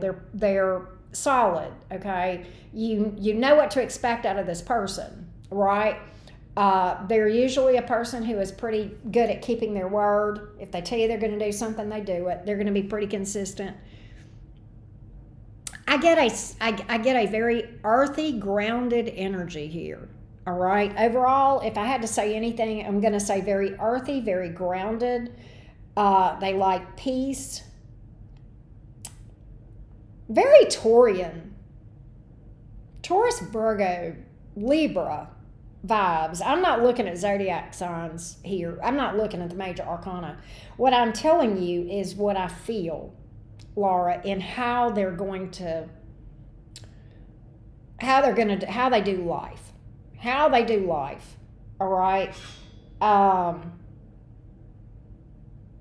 They are passionate. All right. They may like to travel because I've got an 8 of Wands here. Yeah, I like that too. It seems like it's somebody pretty laid back, pretty chill. This is a chill person here. This is a chill person. I really like the consistency here. I really, really like that. I really like the consistency here. 2 of Cups. There'll be a soulmate energy here. You guys will want the same things. I mean, it's good that way. Have they got a past? Your person has a past too. I don't mean that they've got like, a background check issue. That's not what I'm talking about. They've got some stuff that they have worked through. But I did get that they had worked through this stuff. Okay? I did get that they had worked through this stuff. So I think this is a pretty chill person. They like peace. And this is different from the guys that are on the dating sites that say no drama, and then they do things that cause you to, question them. And then when you question them, then they say you're creating drama. That's not what I mean. No, they like peace and they create it. And they do things that would lend itself to having a peaceful connection. No drama, and then they create it, right? Hey, Birdie, guess what? Laura asked the same question you did. But yeah, I like this person for you, Laura. I do. I think this is a pretty solid person. I like it. I love it. I want some more of it. I get a real steady energy with this person. So yeah, we like that. All right. I don't know if KC is still here. If so, I'm going to read for her. If not, I'm going to read for Sabrina next.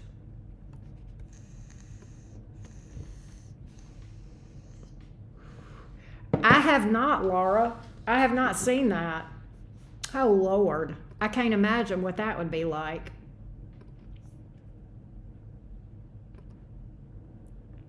You're welcome, Laura.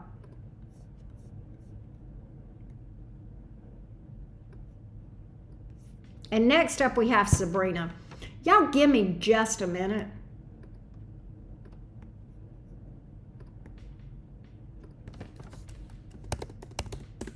Great minds think alike. I know. Several people talked about your question, Birdie, being so good. No, there's KC. All right, KC, I need your question, beautiful.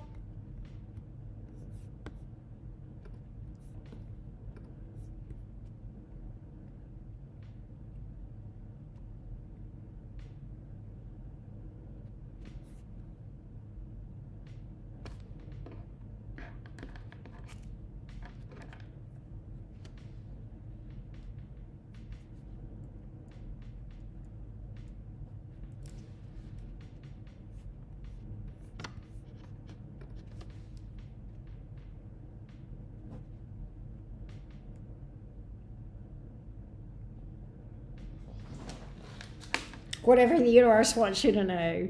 You can. You can still purchase a reading. YXSYYY. You absolutely can. I got you, beautiful.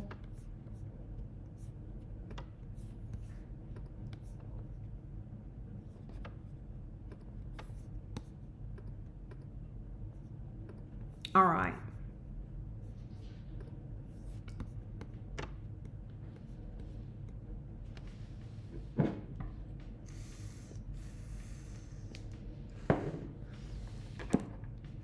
All right, let's read for the beautiful KC. All right, here we go, KC. What does my KC Gemini friend need to know? What does my KC Gemini friend need to know?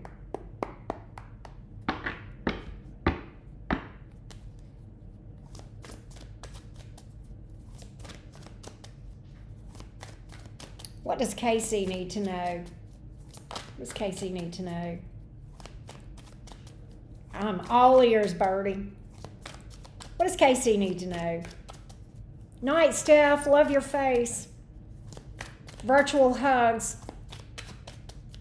Here we go. What does KC need to know? What does KC need to know? KC the Gemini, what does she need to know? What does KC need to know?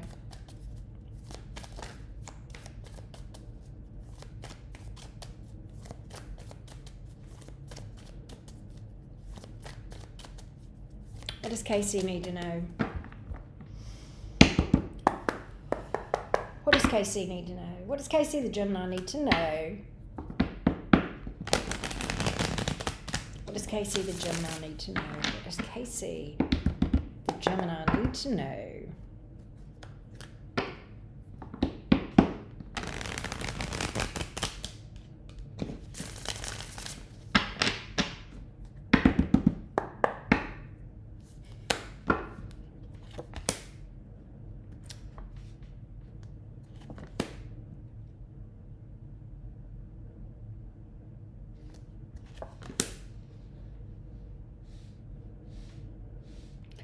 I know you're scared right now. I know you're nervous. I know you're scared. I know you're nervous. Knight of Swords here. And that's understandable.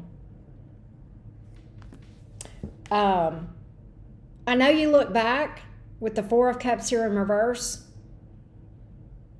And you think about what might have been.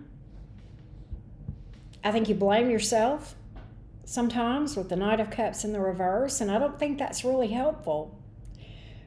I think the Knight of Swords is looking away from all those things. I'm literally looking. I know you can't see, but I'm looking at my cards.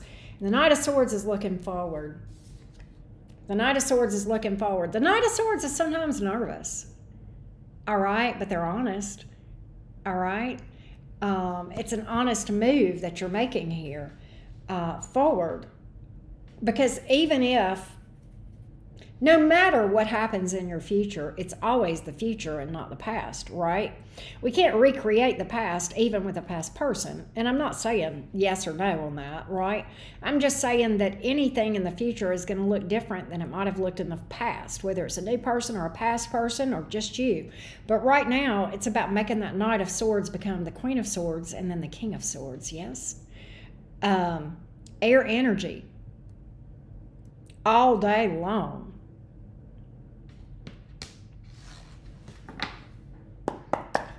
Tell me more about the Knight of Swords. Knight of Swords speaks their truth. The Knight of Swords sometimes is about speaking your truth even when your voice shakes. Sometimes you just got to go forward scared. And if ever there was a person that would do that, somebody with a Gemini placement, man. We'll do it scared. We'll move forward scared. We'll take a step when we're unsure. And looky, Ace of Wands. It's a new beginning. Is it a new person? Maybe, I don't know. But it's a new beginning. I guess what this says is open your eyes to the new day with the Ace of Wands here. You can make your life a passionate new beginning going forward, and you can write it however you want. This is like you've got a blank piece of paper and a pen in your hand, and you get to write this however you want. So do so with passion, do so with honesty, and do so even if you're afraid. Do it anyway, because this is like your life is an open book. All right, this is kind of today is the first day of the rest of your life. You get to decide what that looks like. The pen is in your hands. How will you write it? The pen is in your hands. You have so much love in your heart. You absolutely do. And I know that about you. King of Cups here. The King of Cups is an interesting fellow. And I'm going to say that's you, even though I know you're a female, but I don't read gender. More often than not. All right, so the King of Cups is a person that has an enormous heart that's huge. And if ever I knew a person that fit that description, that's who I'm reading for. And yet the King of Cups is very discerning about who they'll offer their cup to. All right? Not just everybody gets that cup from that King of Cups, right? That's kind of a coveted prize because the heart of the King of Cups is so special and so sacred. And the King of Cups knows that. He knows that whoever gets access to that heart has got to be pretty doggone amazing. Because he is. In this case, you are, right? And so it's about having that Gemini interest with the Knight of Swords, right? And being curious about life, but also access to your heart, that's earned. Not everybody gets that. I mean, yeah, you're loving towards people. That's just how you are. Okay, that's just your nature. You're a very nurturing person. But as far as actually, that precious heart of yours, not everybody gets access to that part. That's special. It's kind of 24 karat gold lined. I mean, let's just be real. And we should all feel that way about our heart, right? So it's about being discerning and saying, I have so much love to give when someone gains access based on what I see in their behavior, their actions, their words, and how that all adds up over time. Over time. So this is a very discerning thing that we're talking about here. It's also, there's a lot of unknowns right now. We know that. That's why you're in the Knight of Swords energy. But I like that the Knight of Swords is in the upright. Because even though the Knight of Swords is nervous and maybe a little afraid, they'll still speak. They'll still move. Knights are movement in the way that I see knights. That's action. Okay? And then that Ace of Wands just, solidifies what I'm saying here. KC. The Nine of Pentacles showed up, baby girl. Know this. Everything that you have, everything that you need, you have. Love, connection, companionship, knowledge, validation, it all comes from in you. You have all the abundance, okay? And we're not just talking about money here. We're talking about the everything in life that makes us feel abundant. It's right inside you. So, you have a wellspring inside of you that's limitless. It's full of love. It's full of acceptance. It's full of joy and laughter and all of the things that you want. And there it is. So just let it spring up within you. Let it spring up within you and let it overflow. And I don't have the Ace of Cups, but that's what that depicts. The Ace of Cups in the tarot is almost always pictured overflowing. I know you know a thing or two about tarot cards, right? And you know this. The Ace of Cups is almost always pictured as overflowing, and that is the card many times associated with self-love and that well that is limitless within us, that just when we refill our own cup, right? So the Nine of Pentacles, you have everything you need. You just got to see that, and you got to know that. I hope that helps you, love. Lots came out for you. I hope that was helpful.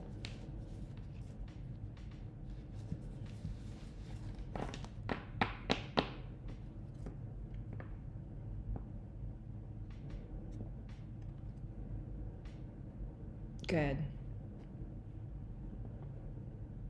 Good.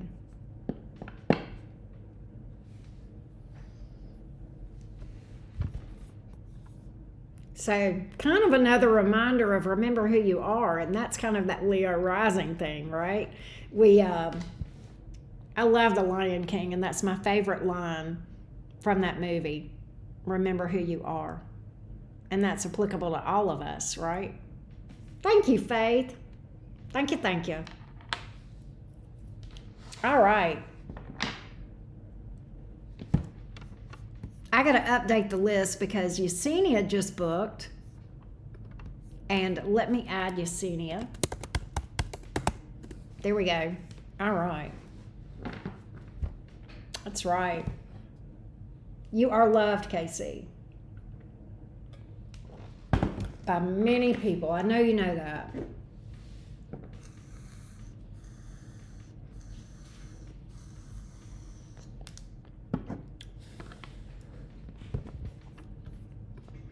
All right, Sabrina, you are up next.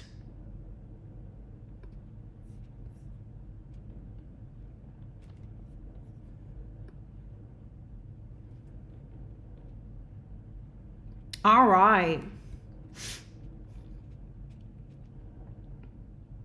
Sabrina.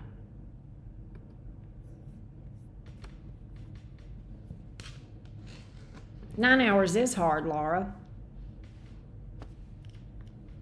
All right, I agree with you. Sure, Faith, we'll let you go last if you want. It's up to you, babes. I'll do that. Whatever you want, we can do that. All right, so Sabrina actually booked several questions, so we're going to cover all of those for you. All right, Sabrina is a Scorpio. All right, Scorpio energy in the house, y'all. Move, get out the way. We got Scorpio energy up in here. Okay, so Sabrina says, we are asking about, does he plan on returning? Has there been anyone else since I cut him out? What else do I need to know? Let's see what we can find out about your past person, Sabrina, and if we see him planning to return. The past person for Sabrina the Scorpio. Do we see this person returning? Do we see this person returning towards Sabrina the Scorpio? Do we see this person returning towards Sabrina the Scorpio? Do we see this person returning towards Sabrina the Scorpio? Hey, Joyka. Joy Calhoun. I said that wrong. Joy Calhoun. Oh, it's Joy. Hey. All right. Sorry, Joy. I was having a brain moment. Do we see this person returning towards Sabrina the Scorpio? Do we see this person returning towards Sabrina the Scorpio that she is asking about? Do we see a return? Do we see a return?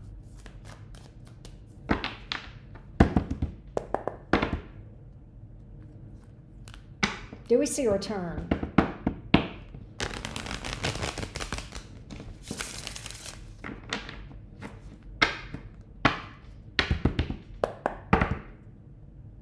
Do we see a return?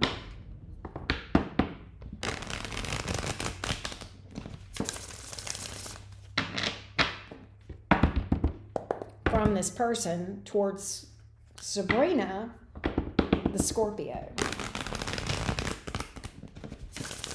Do we see a return?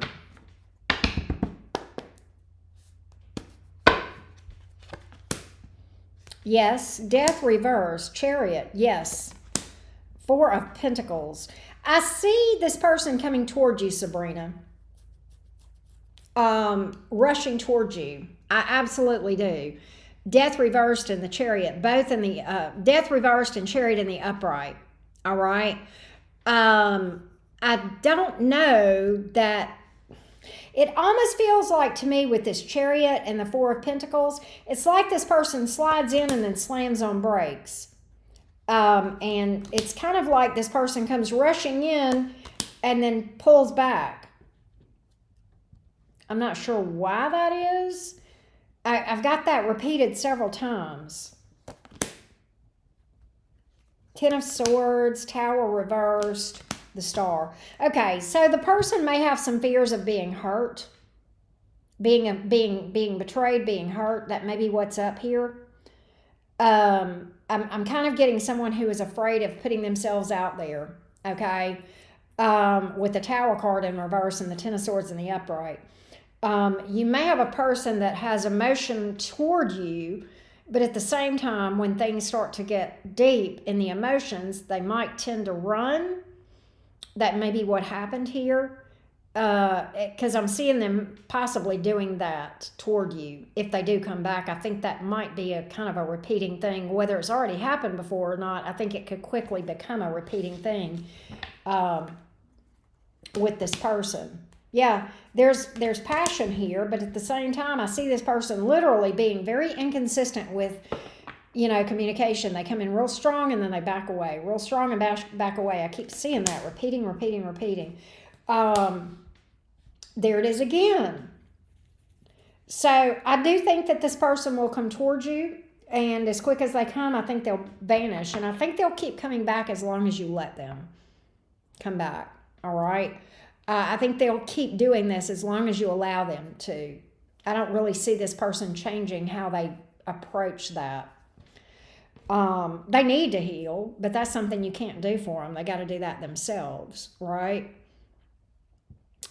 And at the end of the day, it's real easy to sit and analyze why people do what they do. But the bottom line is, no matter what this person's reason is for doing what they do, you're still standing there with a heart broke that needs repair.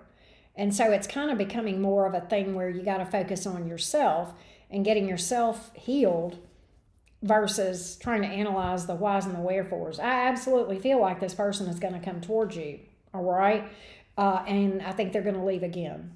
And I think if you let them come back another time, they'll do that and they'll leave again then. Unfortunately, I think. And the hard thing about dealing with somebody that has these fears is that, while they may not mean to hurt you, okay, they do. And while they don't intend for it to feel like an emotional roller coaster to you, it is. And you've got to look at your own experience versus why they're doing what they're doing. You had asked me if there's been another person in the picture. So we will look at that for your other question. All right.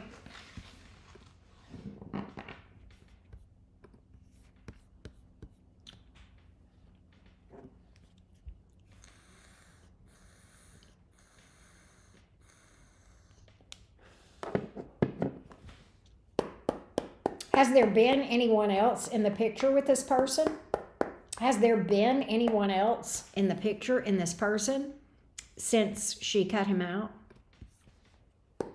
Has there been anyone else in the picture with this person since she cut him out? Has there been anyone else in the picture since she cut him out?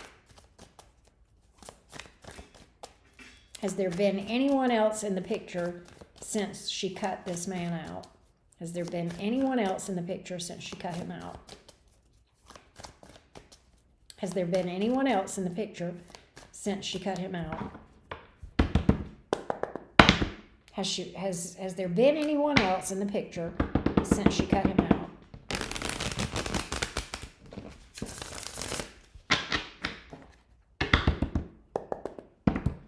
Has there been anyone else in the picture since she cut this man out?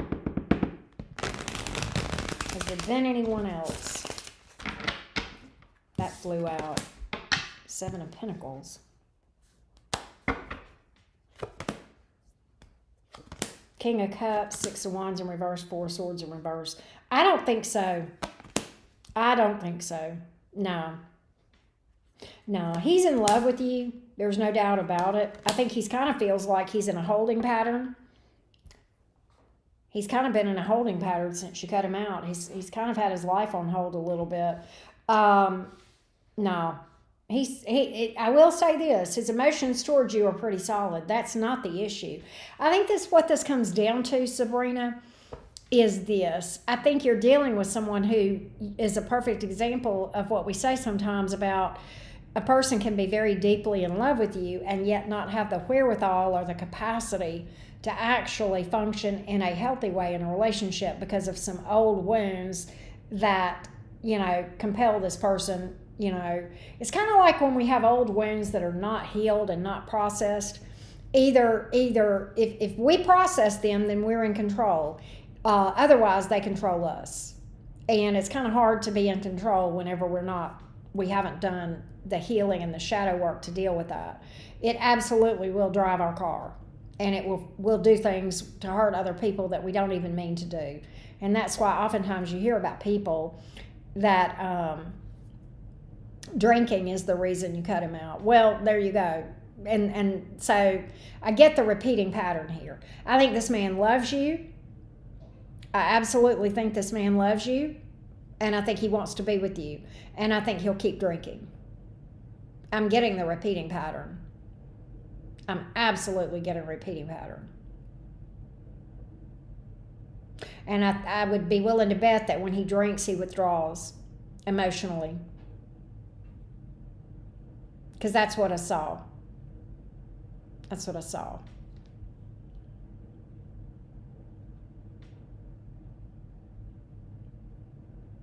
I don't think there's been anybody else. I don't think there's been anybody else. And I think he drinks because of those old wounds that he's not processed. Oftentimes when people have, struggles with overindulgence or I don't know if he's got addiction, but when we do that a lot, it can indicate somebody that is trying to numb pain from old wounds.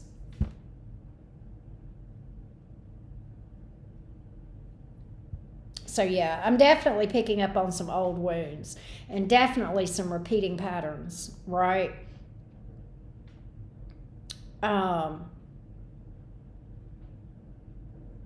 But yeah, I think if you took him back, I think he would, maybe straighten up for a while and then go right back to it.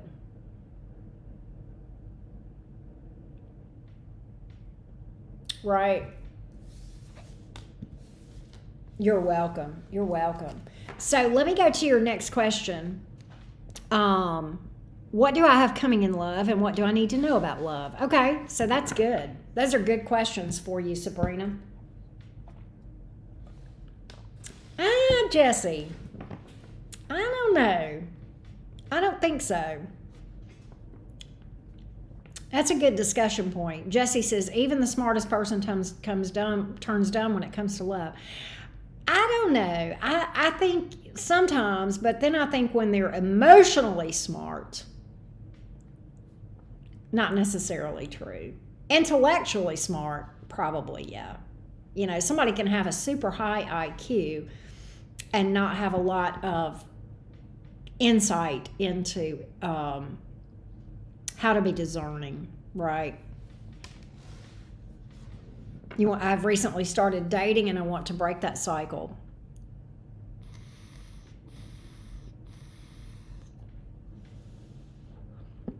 Hey, Niecy, I am on Sabrina right now, niece.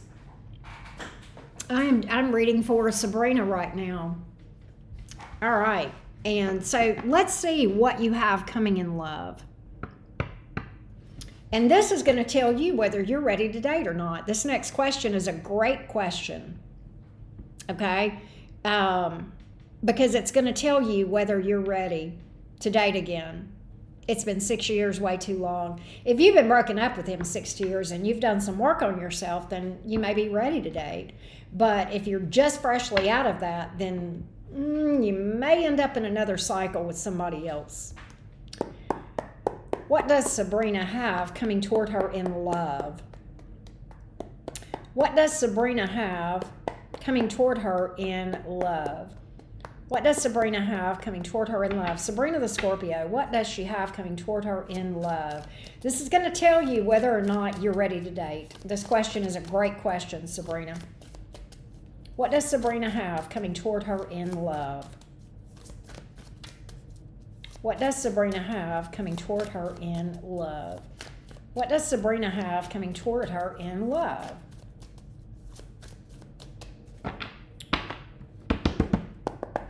What can Sabrina expect in romance? What can Sabrina expect in romance right now? What can Sabrina expect in romance?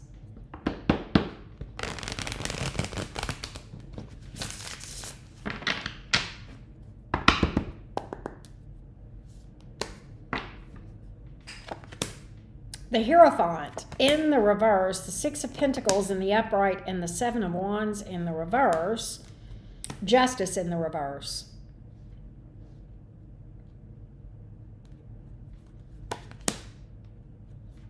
Chariot, World reverse. Okay, so let's talk about the Hierophant in the reverse. That could be problematic for you, all right? With the Justice in the reverse coming out, clarifying that card, because I'm kind of putting my clarifiers together, all right? That is somebody that is not over a divorce or not over something, all right? They are freshly broken up and wounded, and they have cycles that are not closed out, and they're open, they're looking for something, okay? But they are in it, not this, whoever this is that I see in your energy is not in a position to date, okay? They're not in a position to give another person a fair chance because they have got cycles that they have not yet processed through and dealt with. They've got old wounds from a bad relationship, possibly a divorce, that they have not healed. And so whoever it is that you are subconsciously choosing for yourself, who you're going to be attracted to is somebody that is not over somebody. And what that tells me is you're actually subconsciously recreating this because you're not over it yourself. All right, this is actually telling you you're not ready to date yet. If you get back out there and date, you're going to wind up with another mess, right? I get somebody coming in full force, real heavy, and then backing away. All right, and it's this reason right here. Too much baggage. Too much baggage. We all have pasts, right? We all have trauma, but we have a responsibility to process that trauma. Time alone does not heal anything. It's time plus work. So this tells me that you might want to put yourself back out there and date, but you're absolutely going to probably need, if you did what was prudent, you would take a step back and do some healing. To me, what it sounds like is that you've been in a situation that is very multi-layered, all right? You've gone through a painful breakup. That in and of itself is painful. If you have other extenuating circumstances like addiction, emotional abuse, verbal abuse, physical abuse, narcissistic abuse, any of those things is going to add a whole nother layer to the things that you need to heal, okay? And if you put yourself out there, you're likely to end up having a repeating cycle. A lot of us get, myself included, I did this for a long time. We get into this pattern of repeating relationship failures and we start banging our head against the wall and going, I don't understand what I'm doing wrong. I'm nice to these people. I'm good to these people. Why do I keep getting fucked over? And it's not because you're a bad person. Bad things happen to good people all the time. And this is an example, okay? I'll tell you when I had my light bulb moment. I was frustrated as hell, and I was sitting up in my bed and I was like, what the hell am I doing wrong? And I asked those same questions, and I could only find one common denominator in all of those connections that had gone wrong, and it was me. And yet I knew I was behaving in a way that was, I was seemingly treating these people nicely, right, and well, over the top. But it has nothing to do with what we deserve. That's not how karma works, okay? We are choosing people because we are vibrationally aligned with the same wounds that we had in the last connection. We're choosing people with similar wounds, all right? And so it's kind of like, and I used to live by this. The best way to get over one person is to get under another. And that's the worst thing I could have been doing, because I was just making more messes for myself to have to later clean up. And so it made my healing journey a lot lengthier and more complicated than if I had just gotten the memo a lot earlier, or understood the assignment, if you will, a lot earlier. But that's what you are looking at if you put yourself out there right now. What you need to know about love is probably something similar, but we will find out. But what you need to know about love is the person you need to look for is in the mirror. That's who you need to focus on right now.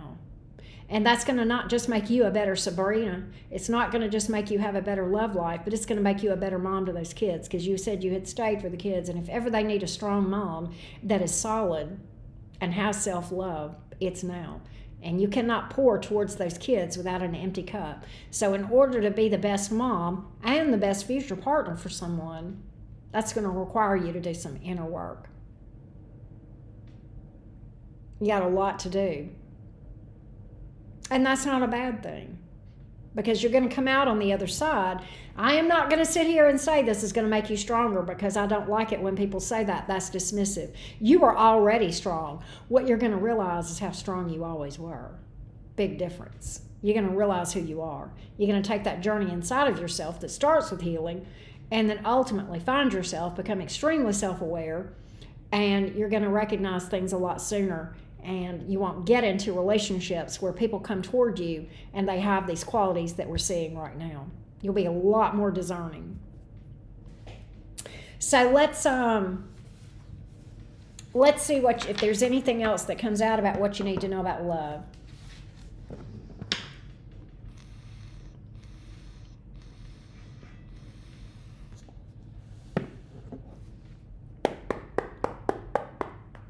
What does Sabrina need to know about love?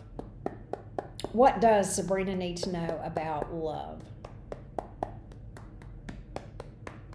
What does Sabrina need to know about love? What does Sabrina need to know about love? What does Sabrina need to know about love?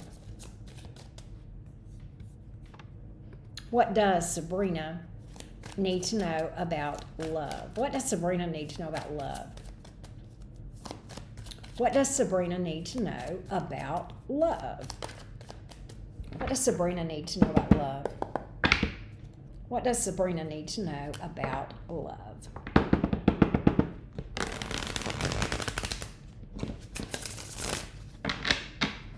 What does Sabrina need to know about love?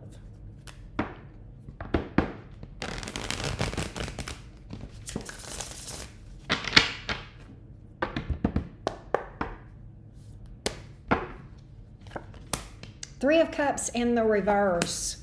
Ten of Swords in the upright. Eight of Pentacles in the reverse. Love would be trying to put a Band-Aid on a gaping wound right now. That's what this is telling me. Eight of Pentacles in reverse. Right now, pursuing love is you trying to distract yourself from doing what you need to be doing. It is trying to put a Band-Aid on. It's like you've got this gushing wound that is just gushing, pouring blood, if you will. And love would be like trying to put a Band-Aid on that. Okay? Ten of Swords. You're hurting. You may not realize that, but you got a lot of swords right now that are in you that you need to pry out one by one by one in the healing journey with the Ten of Swords. Three of Cups in reverse. Right now, you're just not in a position. That's what I'm getting. That's what I'm getting.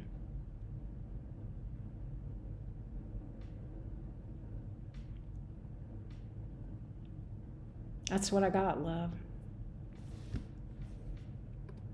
That's what I got. I hope that helps you, Sabrina. Sabrina, if you're here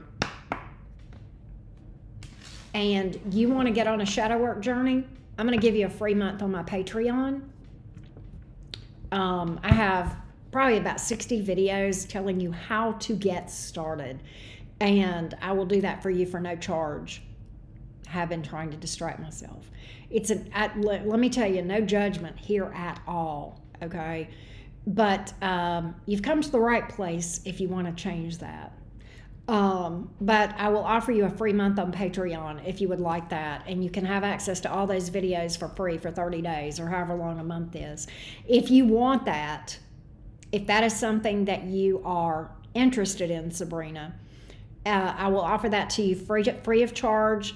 And I want you to email me, and I will.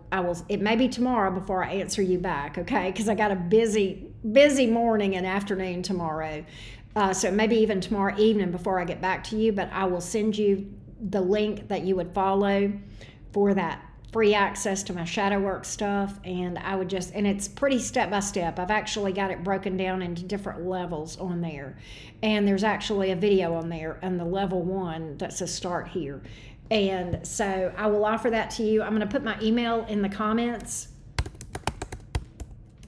and you can email me and I'll send you the information.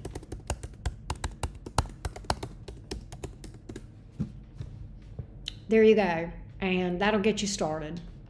That'll get you started. I'm not going to sit here and say I have all the answers, but hopefully I can at least shine a lantern and show you the way. How about that? So let me know if you want that. If you do, reach out to me on email, and I promise I know I won't be able to get probably to you until tomorrow night, but I will. I absolutely will.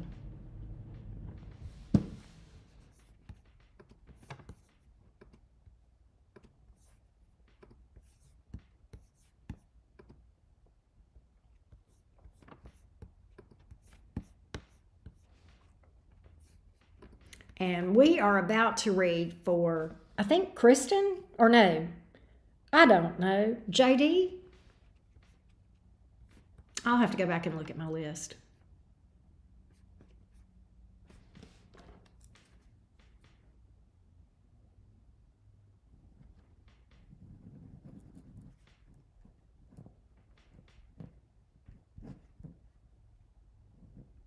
All right, here we go.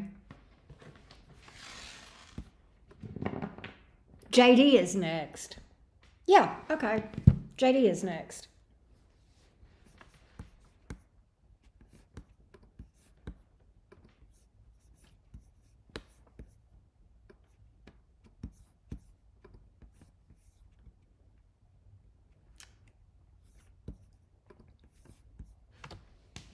All right.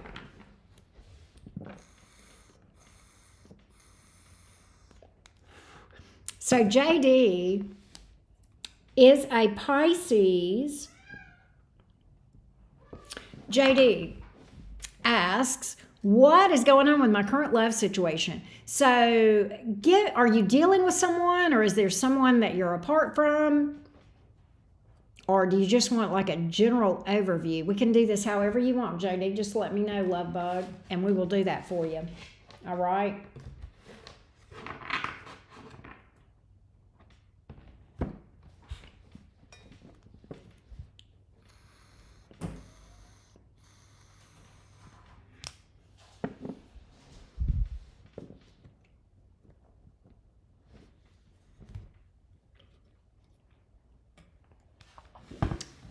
I think Faith wants to go last. We're on JD.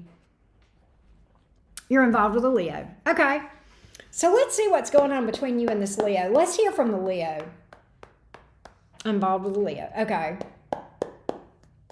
Tell me about this Leo towards Faith, the Pisces.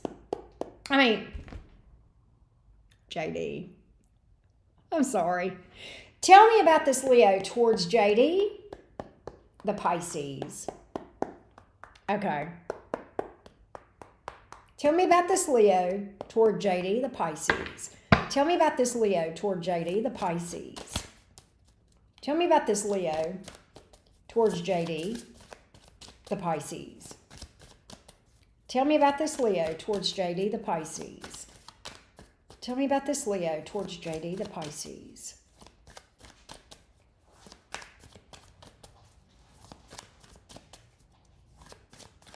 I got you, Faith. Tell me about this Leo towards JD, the Pisces.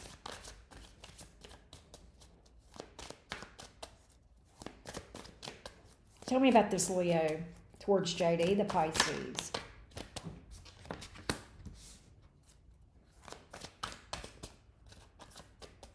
Tell me about this Leo towards JD, the Pisces.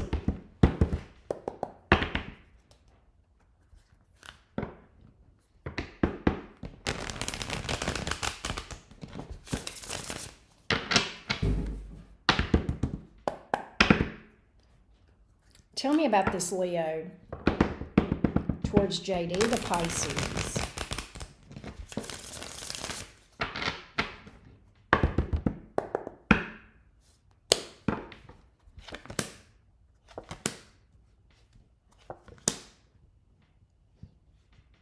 So I kind of get that this Leo wants to open up to you, wants to pop up. They may have been acting withdrawn or holding back.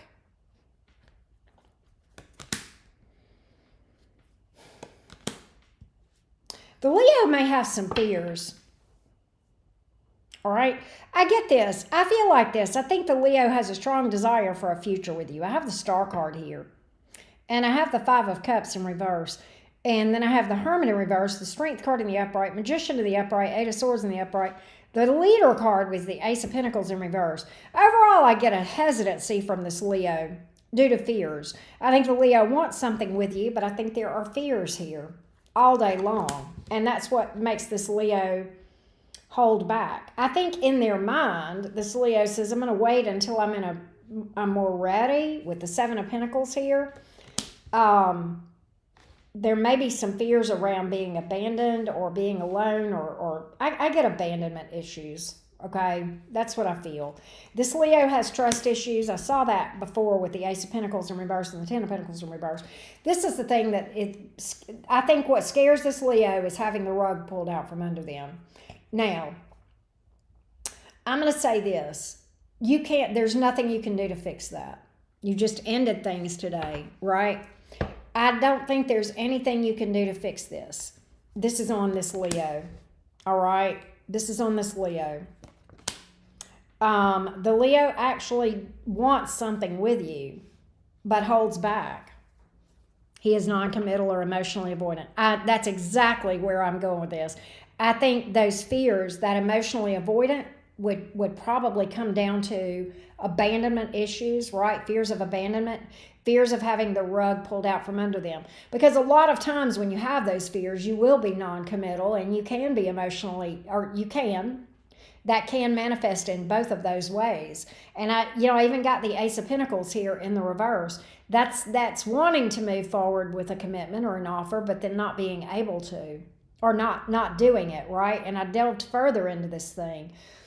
And I think that this Leo wants to open up to you, wants to be emotionally vulnerable, but holds back from doing so. And I even get this energy with the Strength card here, that this Leo does that as a way to quote unquote protect himself from emotional vulnerability, right? And it's it's such a crazy thing, right? But at the same time,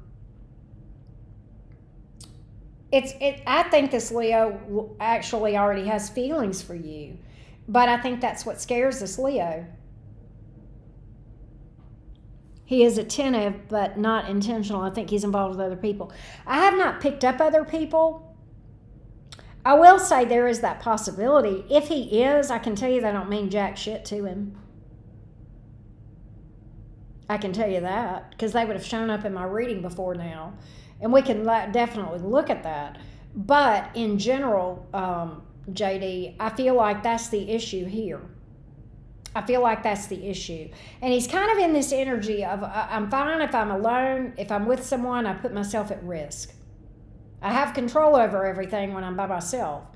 But when I'm with someone, I put myself at risk. I think this is something he might not even recognize about himself. I think we're going a little bit deep into his psyche here, and we're kind of telling you a little bit about this Leo. He may come off like a player. I don't think that's his intention, but it doesn't matter. Intention and how that affects you are two different things, right? You're still sitting there, dealing with, the emotional roller coaster of dealing with somebody who is emotionally avoidant, right? Afraid of their emotions, right?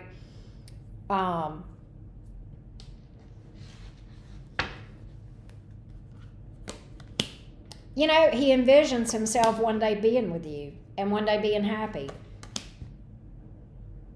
That's the thing. He's well intended. This is one of those examples, JD. I think you're spot on, and I think this is one of those examples of where it takes more than love.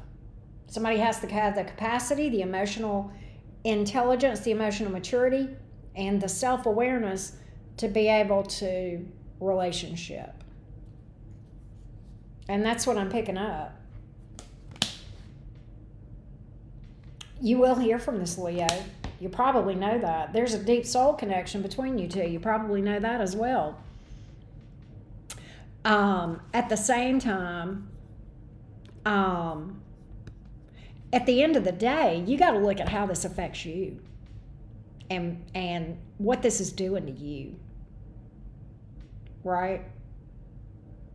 Hey, Rising Phoenix, how you doing? Good to see you. And JD, when you booked a reading with me, you became my client, and therefore I became your advocate. And I want to see you live the best life possible. That's what I want for everybody that books readings from me, because they are, even my viewers, right? But yeah, it does. It creates barriers, and that's okay. I really like him. That's okay. We like and love who we love. We absolutely do. And that's okay. Here's what's important. If choosing him means you have to abandon yourself, this is the hard part. There you go. There you go. She's there. She's there. She's like, how much can my nervous system take? Right? And I know this is hard, because when we care about someone, it makes it hard. But I'm going to tell you something, JD. And I really believe this. Oh, you are always honest and vulnerable with Pisces. I love Pisces. I have a special place in my heart for Pisces. And it's not, I know every zodiac sign has their challenges. I get that. But Neptune can be a bitch sometimes. And that's the Pisces ruling planet. Neptune can make it so hard, because Neptune is unconditional love, but sometimes with blinders, right? And that's hard. And you can't help that as a Pisces. Sometimes you can't see. But you got to see for yourself. And that's what you can see, is how it affects you. And it is absolutely okay that you like or love a person. That's okay. And that's valid. And it is what it is. And it's not wrong to feel how you feel. It's not wrong to feel how you feel. But I encourage you to just look at what this does to you if you choose him. And what I want you to do, JD, and you said you ended things with him, so you kind of made a choice. And I think now you're kind of just struggling with that, and that's understandable too. That's a hard decision, right?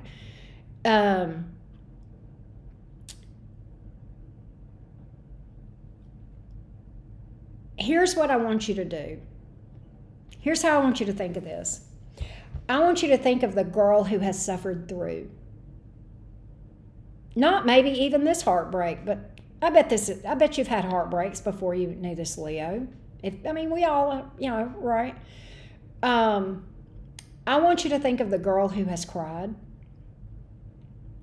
I want you to think of the girl who has suffered.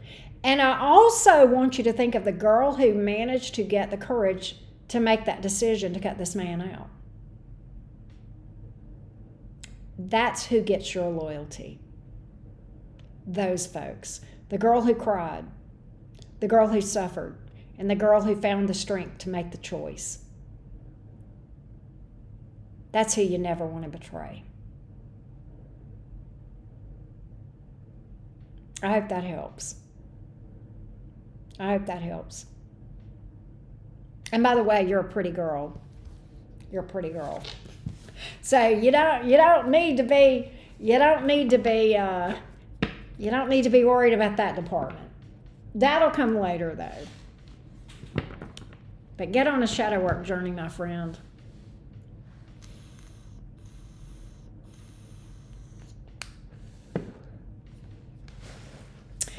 Pisces is a fun, you talked about you're always honest and vulnerable with Pisces is a fun sign to read for. There are also readings, I don't know how long you've been following me, JD, but there have been Piscean readings where I was like really emotional, like I could just feel that, But I don't know if you know this, JD, I'm actually a closet Pisces. There is a mathematical thing that they can run on a person's chart that tells the strongest energy in the person's chart. The most influential zodiac energy in my chart is Pisces. 6th is Gemini. 6th. But it's because I have a 12th house stellium and a Pisces midheaven. And so I have a lot of Piscean energy. So I will tell you flat out the blind spots that we talk about with Piscean energy, the rose-colored glasses. The reason I can relate to that so much and the reason it hits my heart so hard when I read for Pisces is because I know.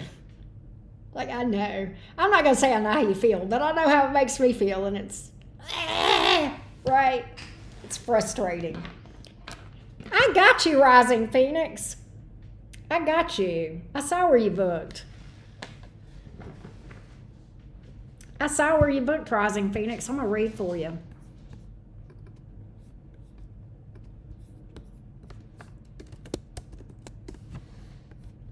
I'm going to change this too because Faith wants to go last. Let me fix that real quick.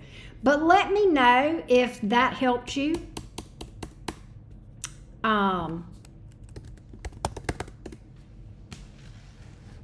And we'll go from there. I hope that helped you. But yeah, I've got a lot of Pisces in my chart. So yeah. Yes. It's kind of like what you guys see is the Gemini sun and the Gemini rising. Heavy in that is that Capricorn energy. That's very prevalent in how I feel on the inside. And that Piscean energy is also very heavy as well on how I feel on the inside. It's like, it's so funny with the way our signs are, right? It's like you see the Gemini because that's the Gemini rising. And then the Gemini sun, yeah. Sometimes my Capricorn moon peeks out a lot. But what you don't see is I got a chart full of water, right?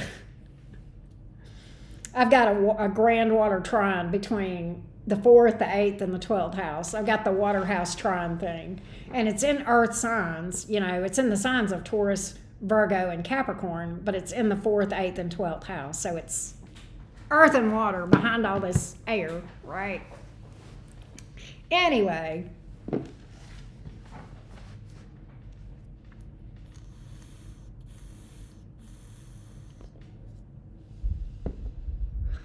I did not know that you have a best friend who's a Piscean.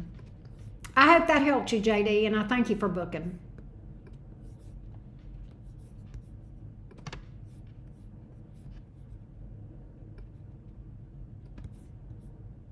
All right, next up is Kristen.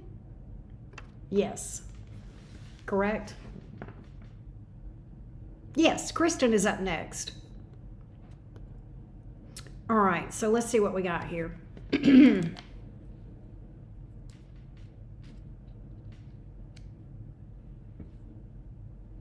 right, so Kristen, This is Kilo Charlie. Okay, Kristen, what is the current energy between my person and I? We've been no contact for almost 2 months. He's a Libra. I'm a Capricorn. Speaking of Cappy energy. All right, we got a Cappy in the house. Capricorn energy. Correct. I know. God, that's so funny.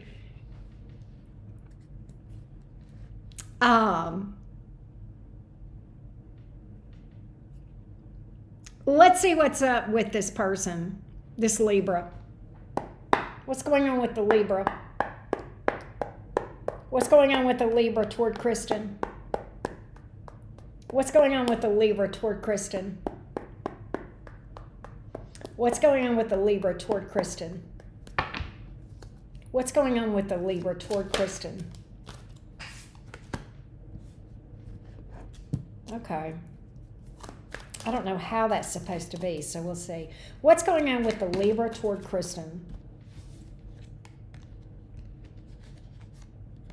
Wow. Libra's questioning a lot right now. This Libra's questioning a lot. What's going on with this Libra toward Kristen, the Capricorn?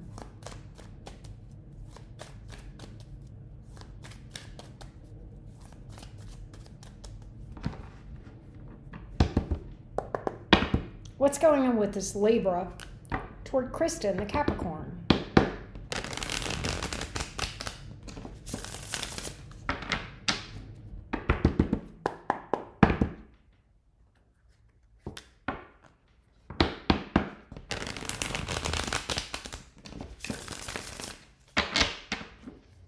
What's going on with this Libra toward Kristen, the Capricorn?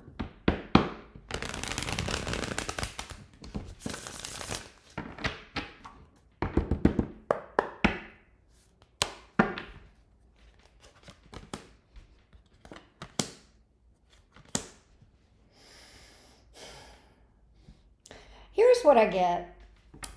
I think that in this Libra's mind, I don't think they want to do anything as far as picking things up with you. All right. I do think the Libra thinks about things a lot. I think the Libra has the Queen of Swords here is in the reverse, and that's Libra energy, but you know, we have it in the reverse. So and then the Wheel of Fortune is here in the reverse. I think this Libra has some issues around maybe bitterness or anger about this thing. I'm not sure why that is, but this Libra has some trust issues.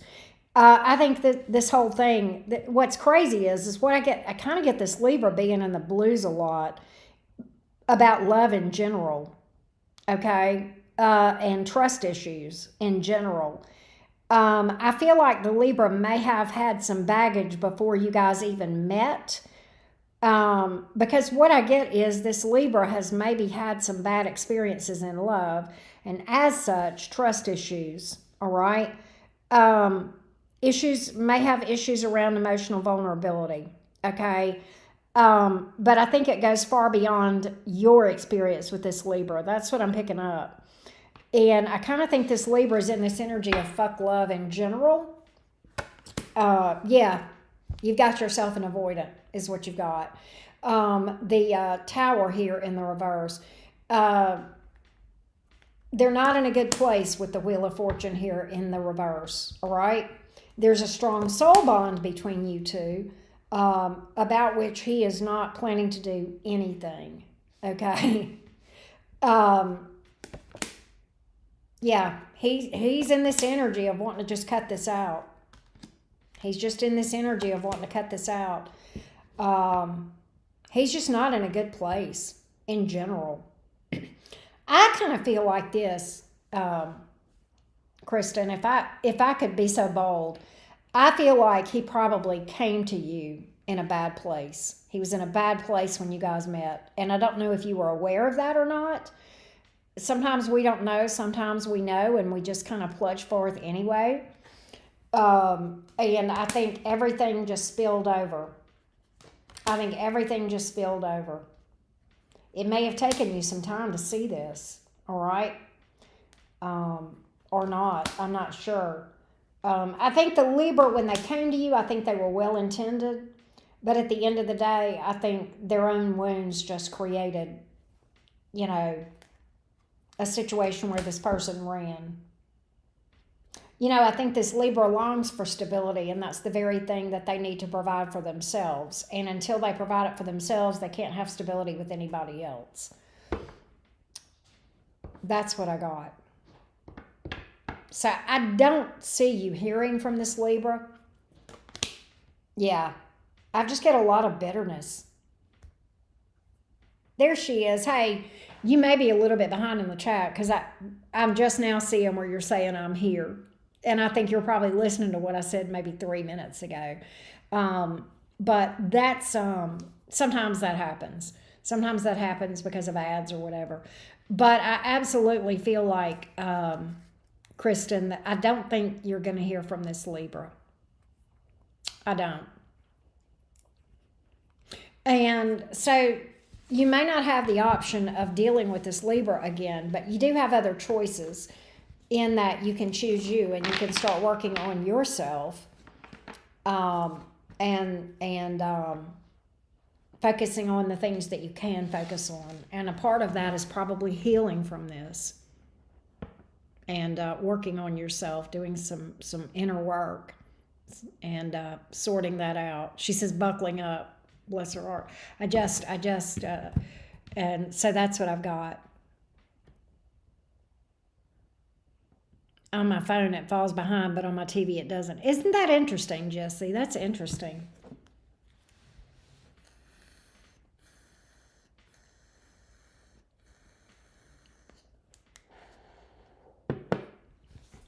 I hate that YouTube does that. It makes it really annoying. And I mean, there is a little bit of a delay. They do like a few seconds delay. They do like about a 10-second delay. And I think they do that in case I do something whacked. They can keep it from hitting the public viewing, you know, when you're live like that. I think they do that kind of as a safeguard, which is understandable. But then over time, like you said, sometimes the ads can cause things to be 2 or 3 minutes behind. But I hope that helps you, Kristen, and gives you a little bit of clarity. I think right now the thing that you can do, he stopped talking to me kind of suddenly. Yeah, he's an avoidant. He ran. Yeah. She may miss what I've said though, Jesse, so I'm going to just let her plow through it. And then I'm going to read for Yesenia next. It is live. It is live, Rising Phoenix, but there's a delay.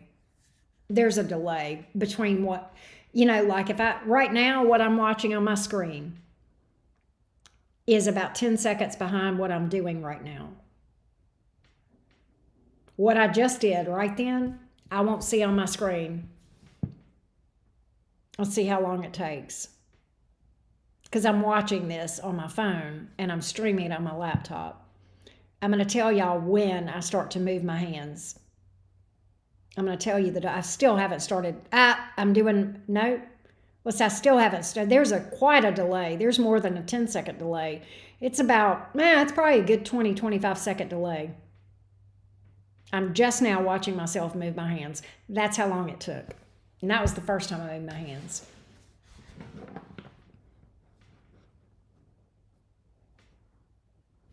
Yep, now you know, Rising Phoenix.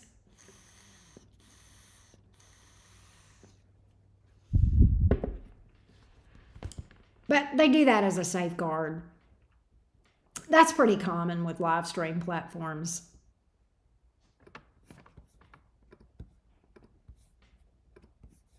And it's a safeguard, I get it.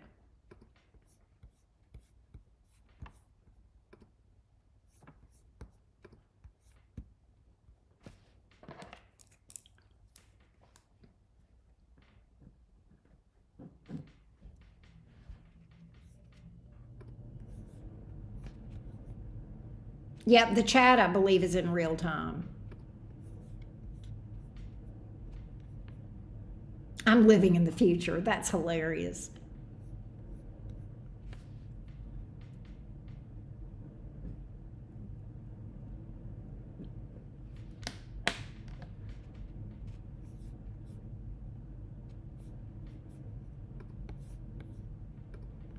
She says it was like a pressure cooker and he got in way over his head with me. Yep. Absolutely.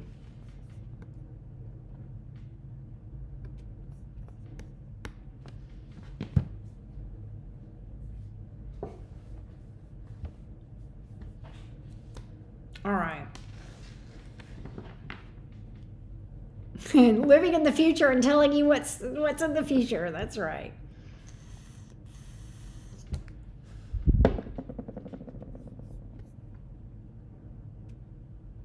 I'm going to get a sip of tea and then I'm going to read for Yesenia.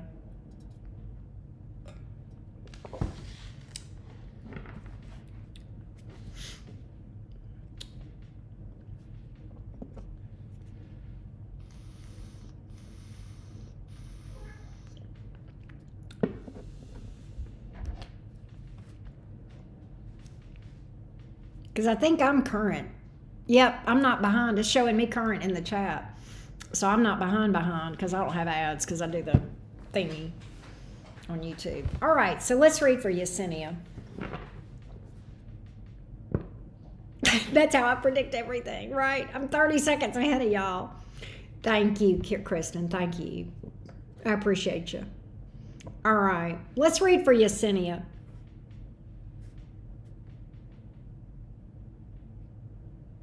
All right, Yesenia. Yesenia is an Aquarius. I want to know how he really feels about us ending things.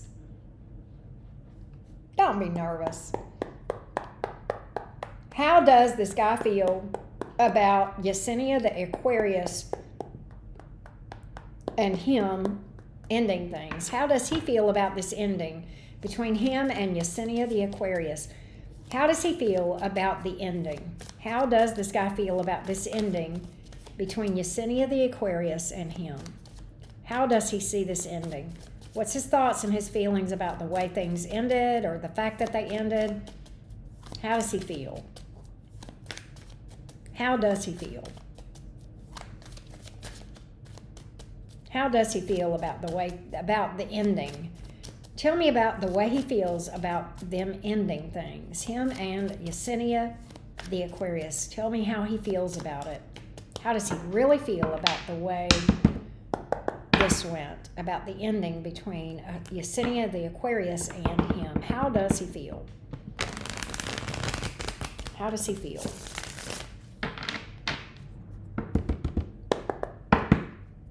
How does he feel?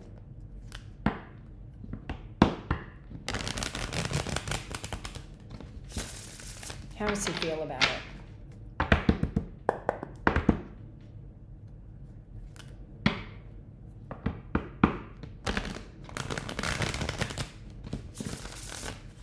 How does he feel about the ending? How does he feel about this ending between him and Yesenia the Aquarius? How does he feel about this ending?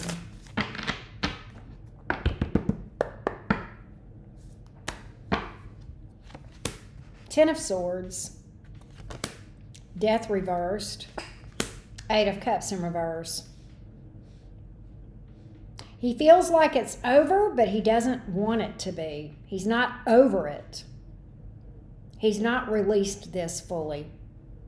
He may feel hurt with the Ten of Swords here. He's not over it, though, with the Death reversed and the Eight of Cups in reverse. Let me get more on this. He may be wondering if it was the right thing to end things. He may be wondering if this was the right thing to do.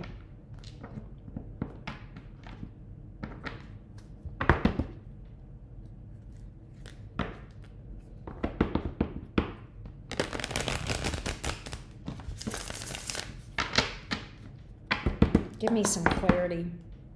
Give me some clarity.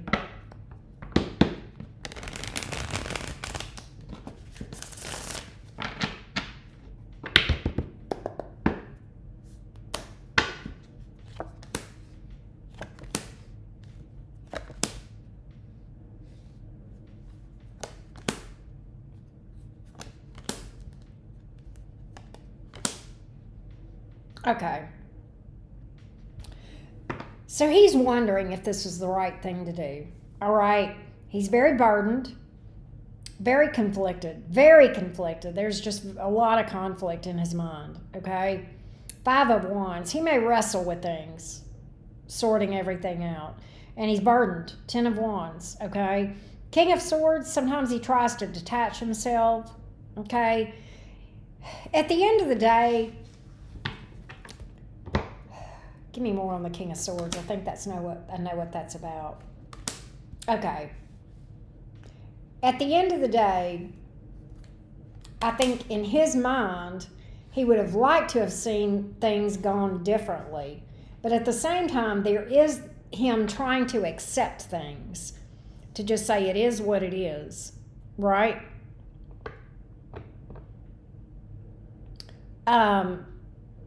I kind of think he may be trying to move on and find a new person. The problem is, I think he wants something with someone for sure.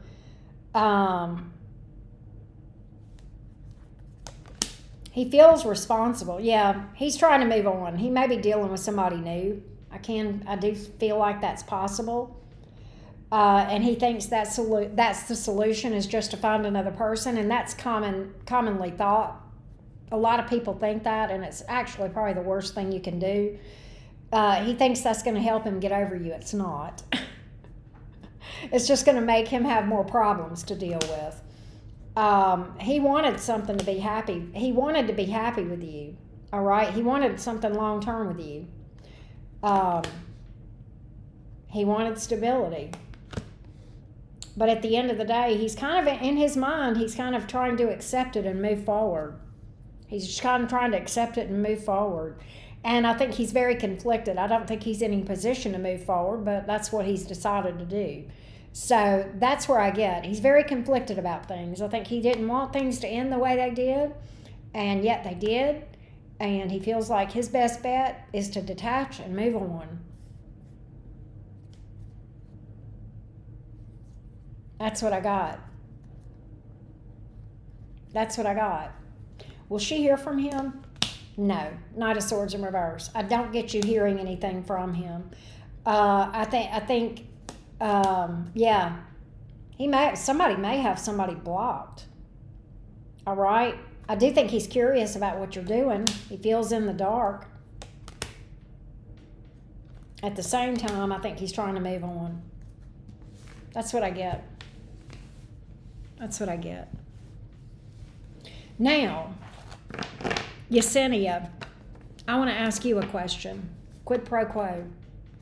Yesenia, are you here? Because if you're here, I want to ask you something.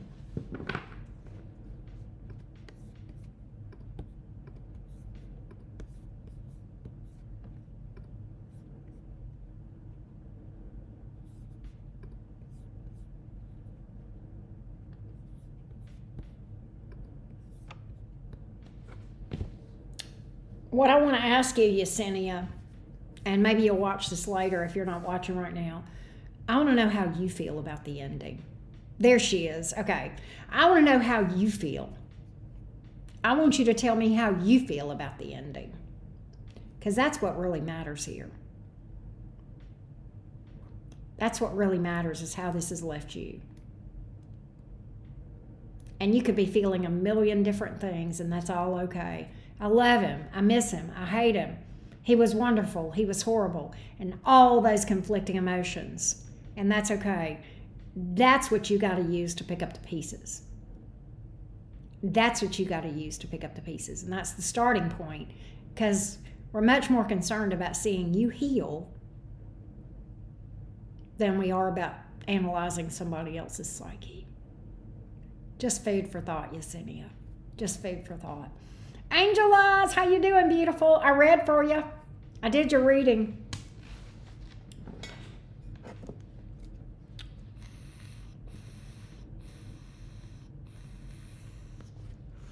Bertie, Bertie, I think you mean Robert. It's Robert who dozes off. I have not seen Robert. I hope he's all right.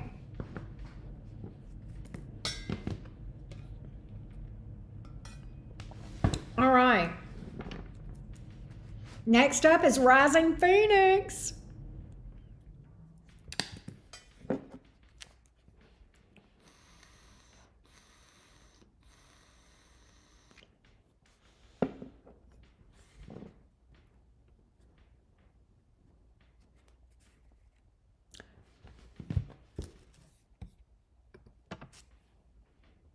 Right there. There you go. There you go. There you go. Two truths can be true at once. You can love a person and also know they're not your person. That's okay. Good on you. You got home later than expected, Angel Eyes. That's all right. All right, let's read for Rising Phoenix, the Taurus woman. The Taurus woman. The Taurus lady. All right, beautiful. Let's see about you in this Libra. Let's see about you in this Libra. What's the outcome between these two? How's this going forward with this Taurus and Libra? Taurus and Libra. Taurus and Libra. How's this going to go between these two? What's the outcome between these two? Taurus and Libra, two Venus people. Two Venus people. Two Venus people. Rising Phoenix, are you taking care of yourself health-wise? Do we need to have a conversation? Because I'm getting stuff about that. Do I need to get after you about taking care of yourself? Before we talk about the Libra, can we talk about you? Are you taking care of yourself? Are you self-caring enough? Let's see here. Give me the outcome between the Taurus and the Libra. Rising Phoenix, the Taurus, and this Libra.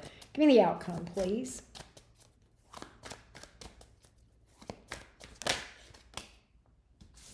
Give me the outcome between these two. There's a strong soul bond between you two. You and this Libra. Okay, good. Good. There is a strong soul bond here for sure. I think you both want the same thing. Okay.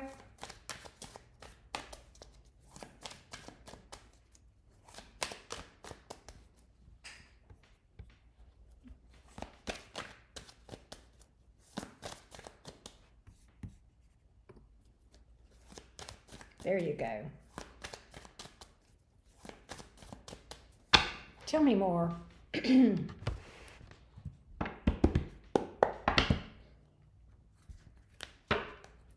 me about the outcome between these two.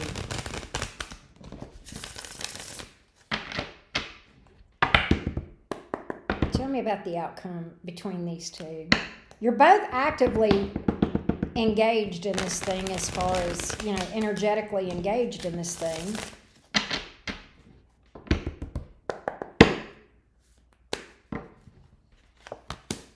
Why?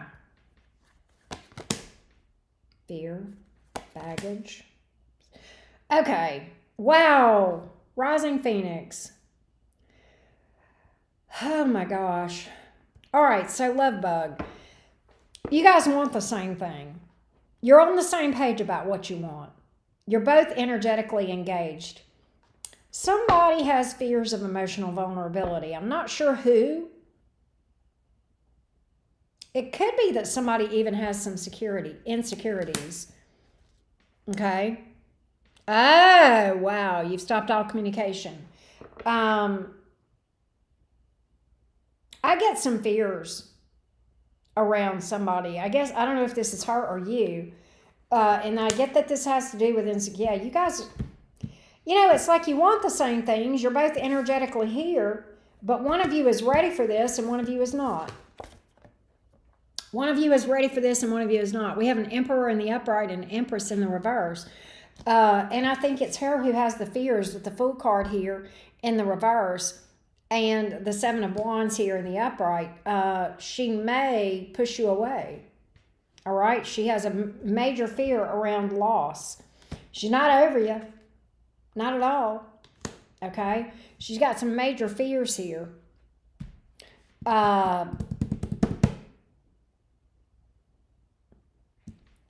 does this go between these two? How does this ultimately go? How does this ultimately go? If you're dealing with somebody that's got some fears, you know, Rising Phoenix, you've heard me say it. It's an emotional roller coaster for you. It's not a picnic at all. It's not a picnic at all. It's an emotional roller coaster. And a lot of times people that have fears like that, they're so deep rooted in some wounds that probably go before you, right? That a lot of times they themselves they don't really have the capacity to put themselves in your shoes and realize how much this hurts you, because they're blinded by their own pain that has nothing to do with you.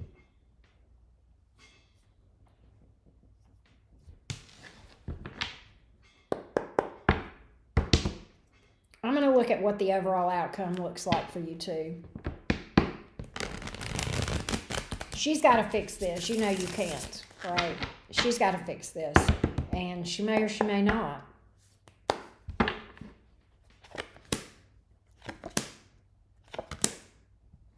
Here's what I get. I get one more start. I get one more start with you two. And I get her pushing you away again, and I think you fly solo after that. That's how it looks like it might go.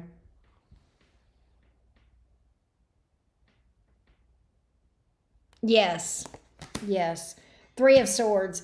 This could be a heartbreak between you two. If you allow this, if you allow her back in, it could be a heartbreak. I definitely think that you have, she's not stable. But I think that what I would encourage you to do with the 2 of Wands is, she may not be a viable option because she, could very likely break your heart again. But what I would encourage you to do is take a step back and take your agency back with the 2 of Wands here and realize you do have choices here. And I'm not even talking about other romance options. I'm just talking about choosing you and moving forward to build yourself back up. And I absolutely feel like that you're being encouraged to do that. Of just saying, okay, she may not be a viable option. Choosing her may not be a viable option, right? But I can choose to focus on me right now. I can choose to heal. I can choose to do self-care. I can choose to involve myself in the things that I'm passionate about and build a life. And that may not include her, but I can build happiness without her. And you know you can. You know you can.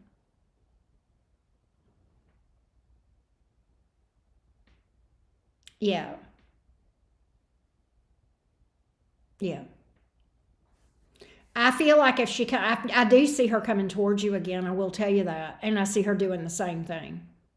That's all I'm cautioning you about is I think if you let her back in, I think she would come full-fledged and then back away again. That's what I think, Rising Phoenix. And you made a good point. It was bad for me. And I imagine it was, right? I'm sure it was. And the person who was sad, cried, suffered through all of that with her, that's who you need to be loyal to. Because if you let her back in, even if she comes all in, and she will for a minute, even if she comes all in, that person in the mirror that suffered and cried through this whole thing, that would be a betrayal to that person to let this person come back and do that again. I'm going to see, there you go.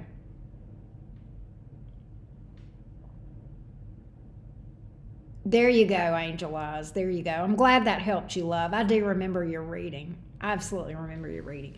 So that's trying to tell you something. The fact that you suffered so much, Rising Phoenix. And don't betray the girl that suffered. Don't betray the lady that suffered. She's who deserves your loyalty, much more so than this person, this Libra. And I hope that helps you. There you go. I'll fight for my peace. Spoken like a true Taurus. I love that. Spoken like a true Taurus. If you choose yourself and she mirrors you and you end up together, I think that would be best. The way you both, yeah. But that would be the only way. But right now, I'm not seeing her choose herself or anybody else in the cards. I think she's just going to stay in that pattern. That's what I got.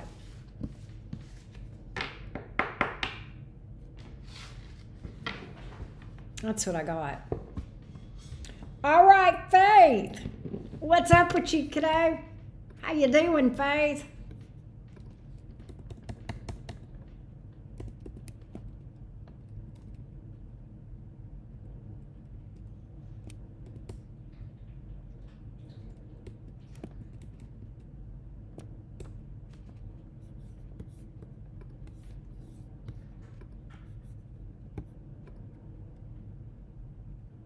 Well, thank you.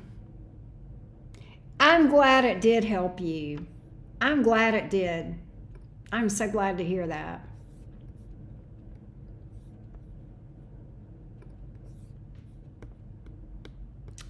All right, Miss Faith, tell me what I'm going to read for you about. Last but not least.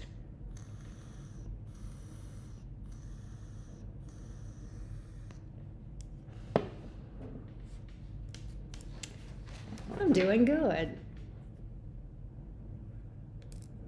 I am doing good. Thank you for asking.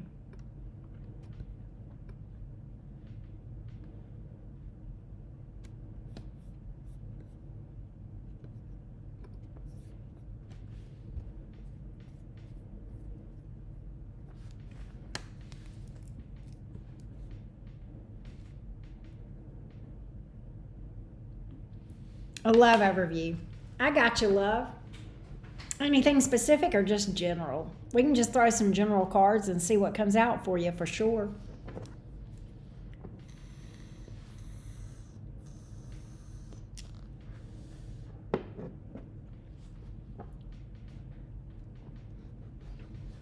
What does Faith need to know about love? What does Faith need to know about love? What does Faith need to know about love and romance in general? Okay. What does Faith need to know about love?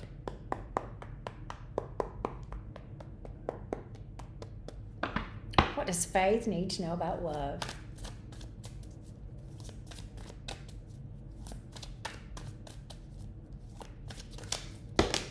What does Faith need to know about love? What does Faith need to know about love? What does Faith need to know about love?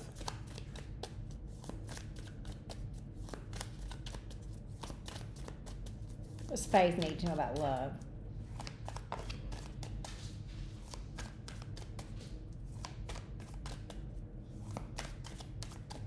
Yes, Rising Phoenix. Absolutely. What does Faith need to know about love? What does Faith need to know about love and romance?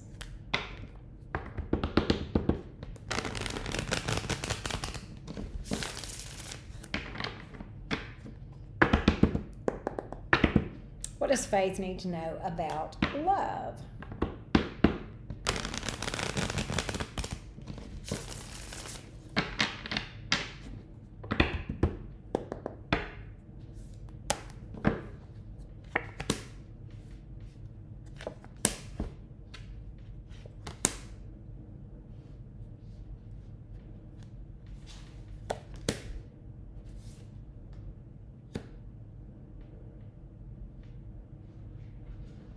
Faith, you've got someone that's going to be popping up. You've got someone that's going to be popping up that you've not heard from in a minute.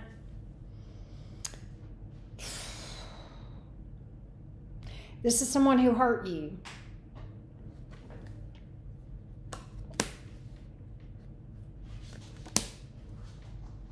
They're going to be asking for another opportunity, I believe. And I'm going to tell you what I get.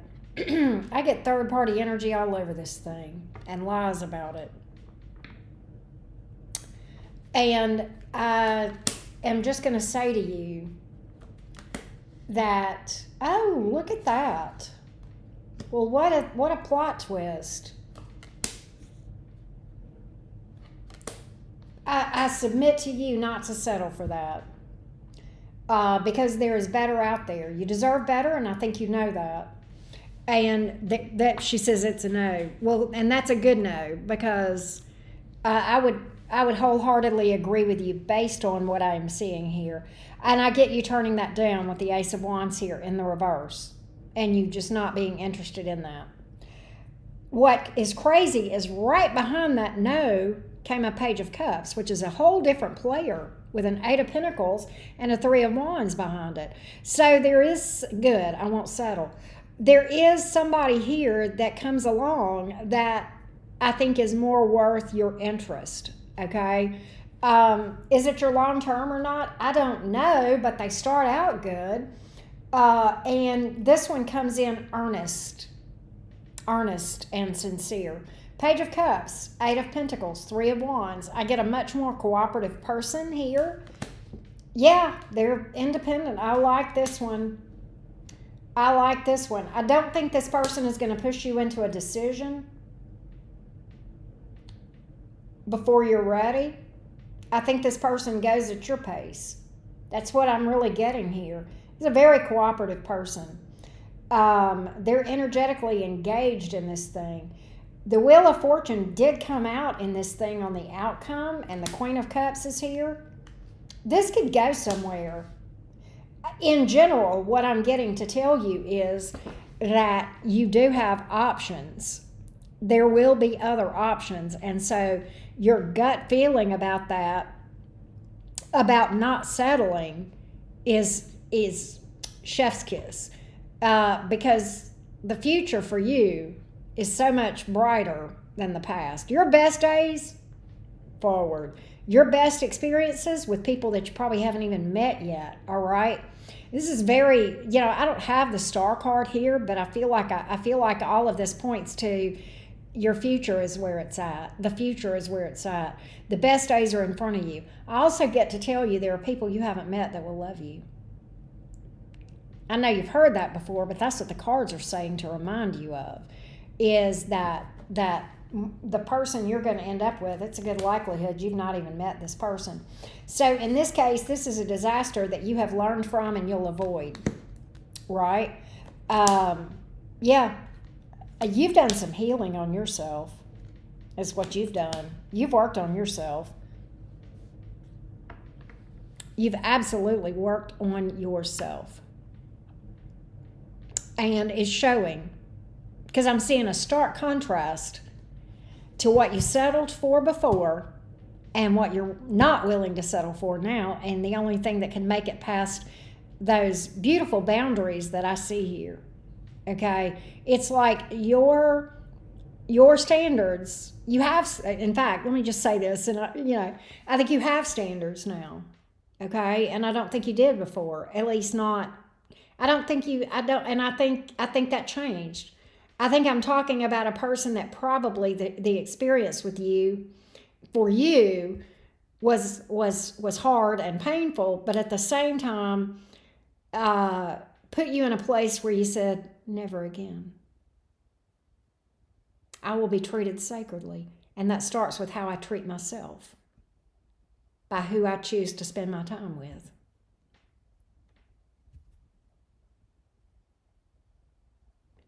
And so, I got to tell you, the boundaries that you've created, they look good on you. They look good. It's going to get you where you need to be. Or it already has, actually. It's already gotten you where you need to be. And you'll just keep moving. And I love that for you, Faith. I'm proud of you. If not, let's just say this. Healing, that's something that happens quietly. And most people don't see it because it's done in solitude, right? It's a very personal journey. Most people don't see that. And that's okay. You know, I know because I'm seeing it in the cards. Um, and if nobody else told you, I hope you've told yourself you're proud of you. That's what's the most important thing, but I'm proud of you too. That's not really who's important. My opinion of your work is not really important. What's really important is how you see it. But just as an aside, I am proud of you. And it shows. So good on you. Good on you. I love that for you. Pretty powerful reading. That was fun to read for you, Faith. That was fun to read for you. Healing is done in isolation. That's right. That's right. And it can feel unnoticed sometimes. And I know, right? It can feel unnoticed. Because people don't often notice when you're acting right. They just notice when, you're not. So there's that, But I see. I see you.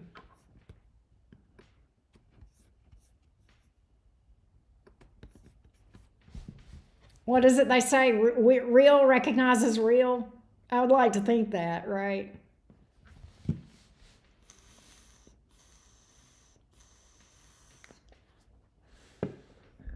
I appreciate you helping us out and being such a lovely part of the cottage. And everything that you bring to the table is not unnoticed, and I want to thank you for that. And that's one reason why I wanted to read for the mods tonight, because I wanted to do that as a small little token of appreciation. It's not a lot, but it's something. So I appreciate all the mods so much. I don't thank you guys nearly enough.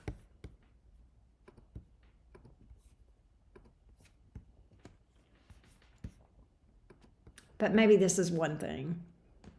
Being alone and content with your own company can teach you a lot. That is so true. Oh, Jasmine. Jasmine just booked. I got you, Jasmine. I know. Wasn't that sweet, Angel Eyes? I loved that. Let's read for Jasmine.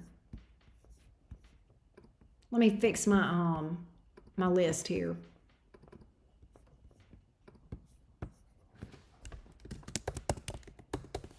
That one snuck in on me. All right, Jasmine, hang on a second.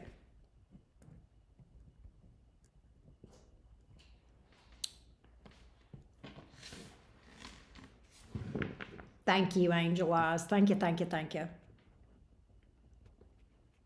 Thank you, Faith. Appreciate you.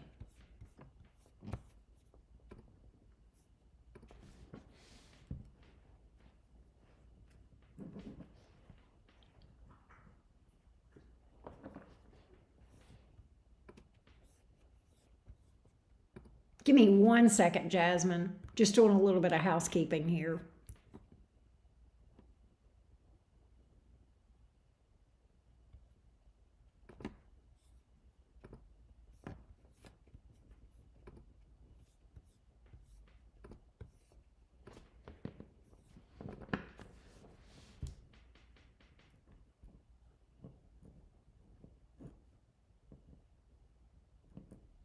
All right, here we go. All right, so Jasmine, let me timestamp for Jasmine. 3/13/18. So Jasmine is a Cancer. What is coming up next in Jasmine's love life? Let's find out. Jasmine the Cancer. What's next in love for Jasmine the Cancer? What's next in love for Jazz? What's next in love for Jasmine the Cancer? What's next in love for Jasmine the Cancer? What's next in love for Jasmine the Cancer? What's next in love for Jasmine the Cancer?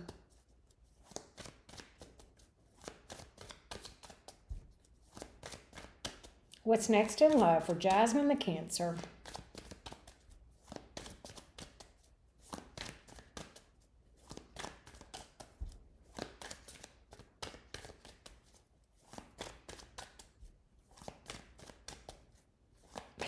Jesse, you're funny. I cut it way down before I came in here, the AC. That's why. What's next in love for Jazz the Cancer? What's next in love for Jasmine the Cancer? What's next in love for Jasmine the Cancer?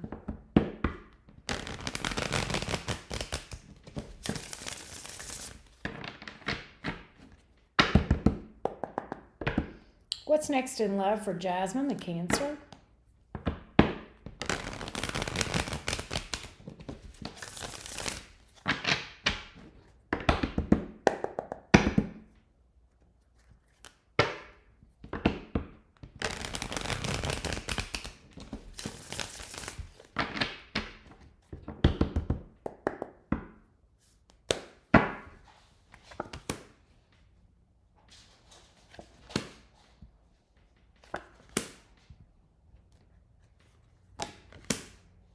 You got a decision between two people.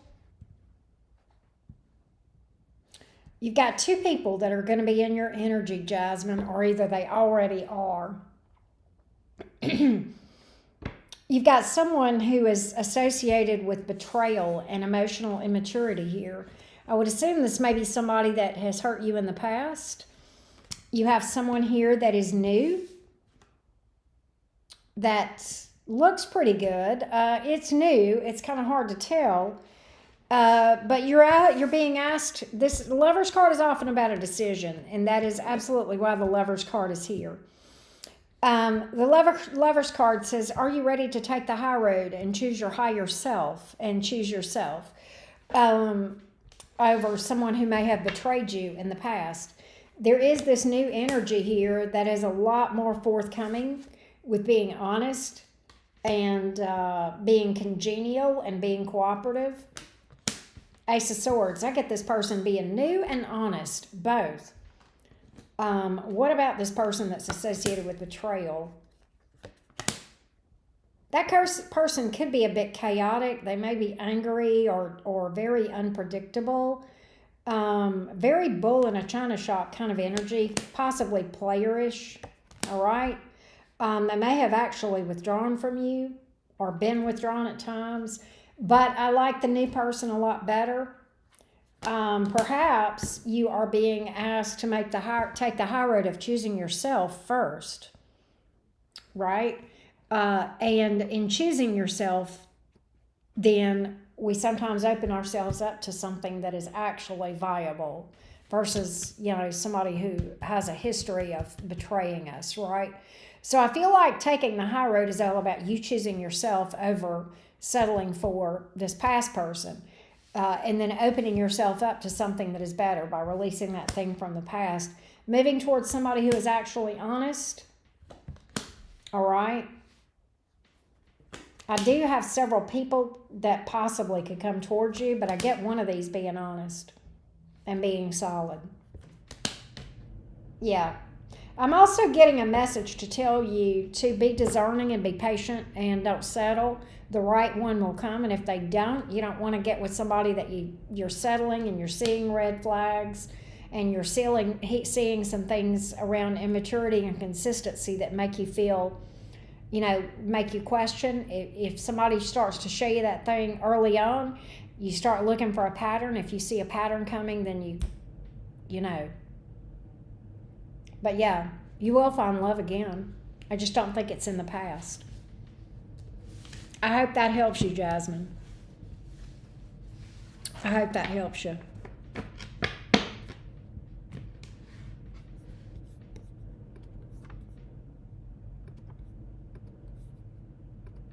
And all of you guys that booked readings through my website, if you want discounts off of, I said this earlier, but I'm going to say it again. If you want discounts off of future readings, let me tell you a free and easy thing you can do. Go join my loyalty program on my website. It is free. It's going to pick up what you've already booked and give you points for it.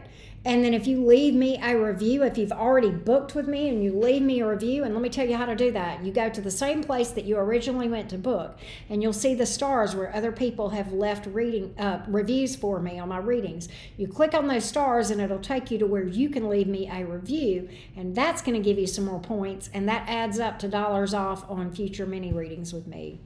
And I think I have that set up where those don't expire. And you also can be a part on my mailing list.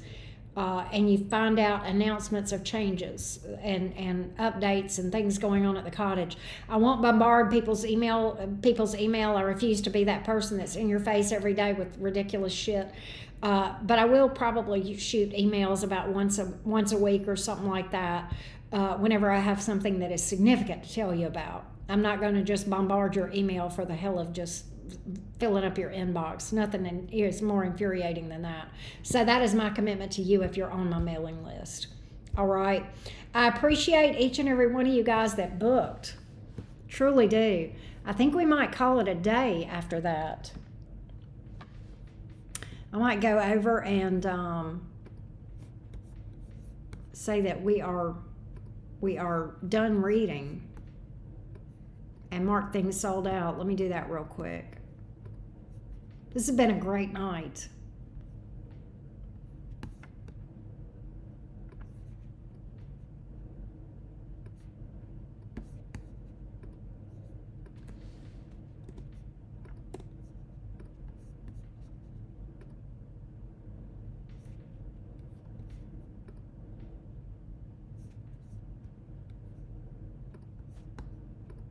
All right, here we go.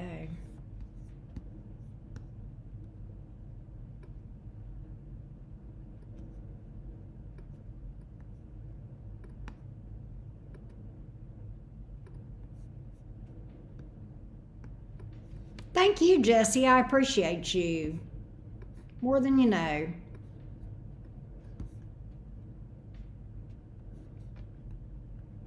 Thank you, Laura. I appreciate y'all. Appreciate you. Got so much rain that flooding we had in 2015 could happen again if it rains more like that. I just saw the videos. I hope you stay safe and you and your loved ones and the things that matter to you are protected. Angel eyes. Thank you, Faith. Thank you. Thank you. I can't make this small enough that it fits on the screen right. There we go. All right. I appreciate you too, Laura. Thank you, Faith. Thank you for that. I appreciate that. Thank you. Moving all my tarot card decks over so I can relax a second. I appreciate y'all more than you know.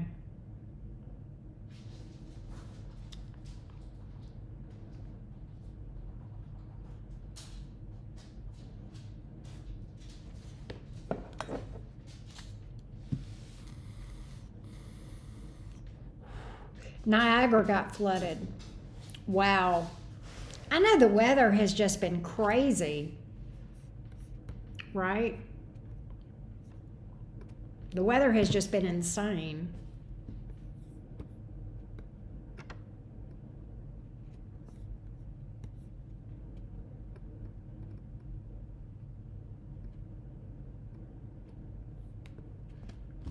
It's been weird here. It's either hot as balls or raining like crazy and storming. We've had, it may not be as stormy in August. Normally August is a little drier. My cousin came, to vacuum water off of his SUV floor. Good God, Jesse, that's crazy. That's crazy.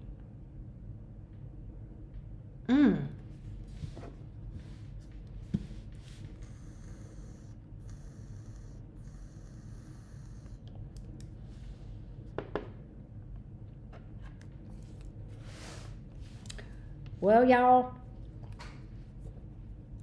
I think I'm going to call it a night. I'm kind of tired. I'm kind of tired. I think I want to go in there and do something ridiculously mindless.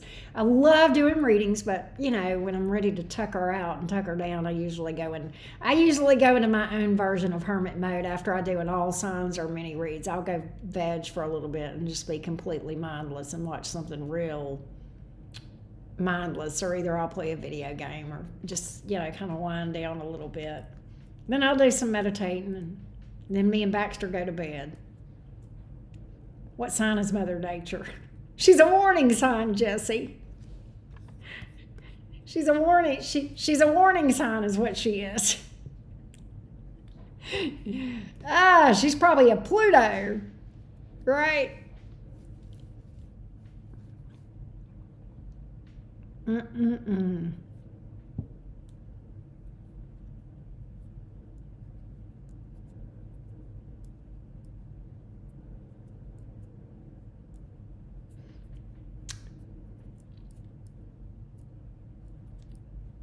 All right, guys. Well, I'm not going to keep y'all. I'm going to get off of here.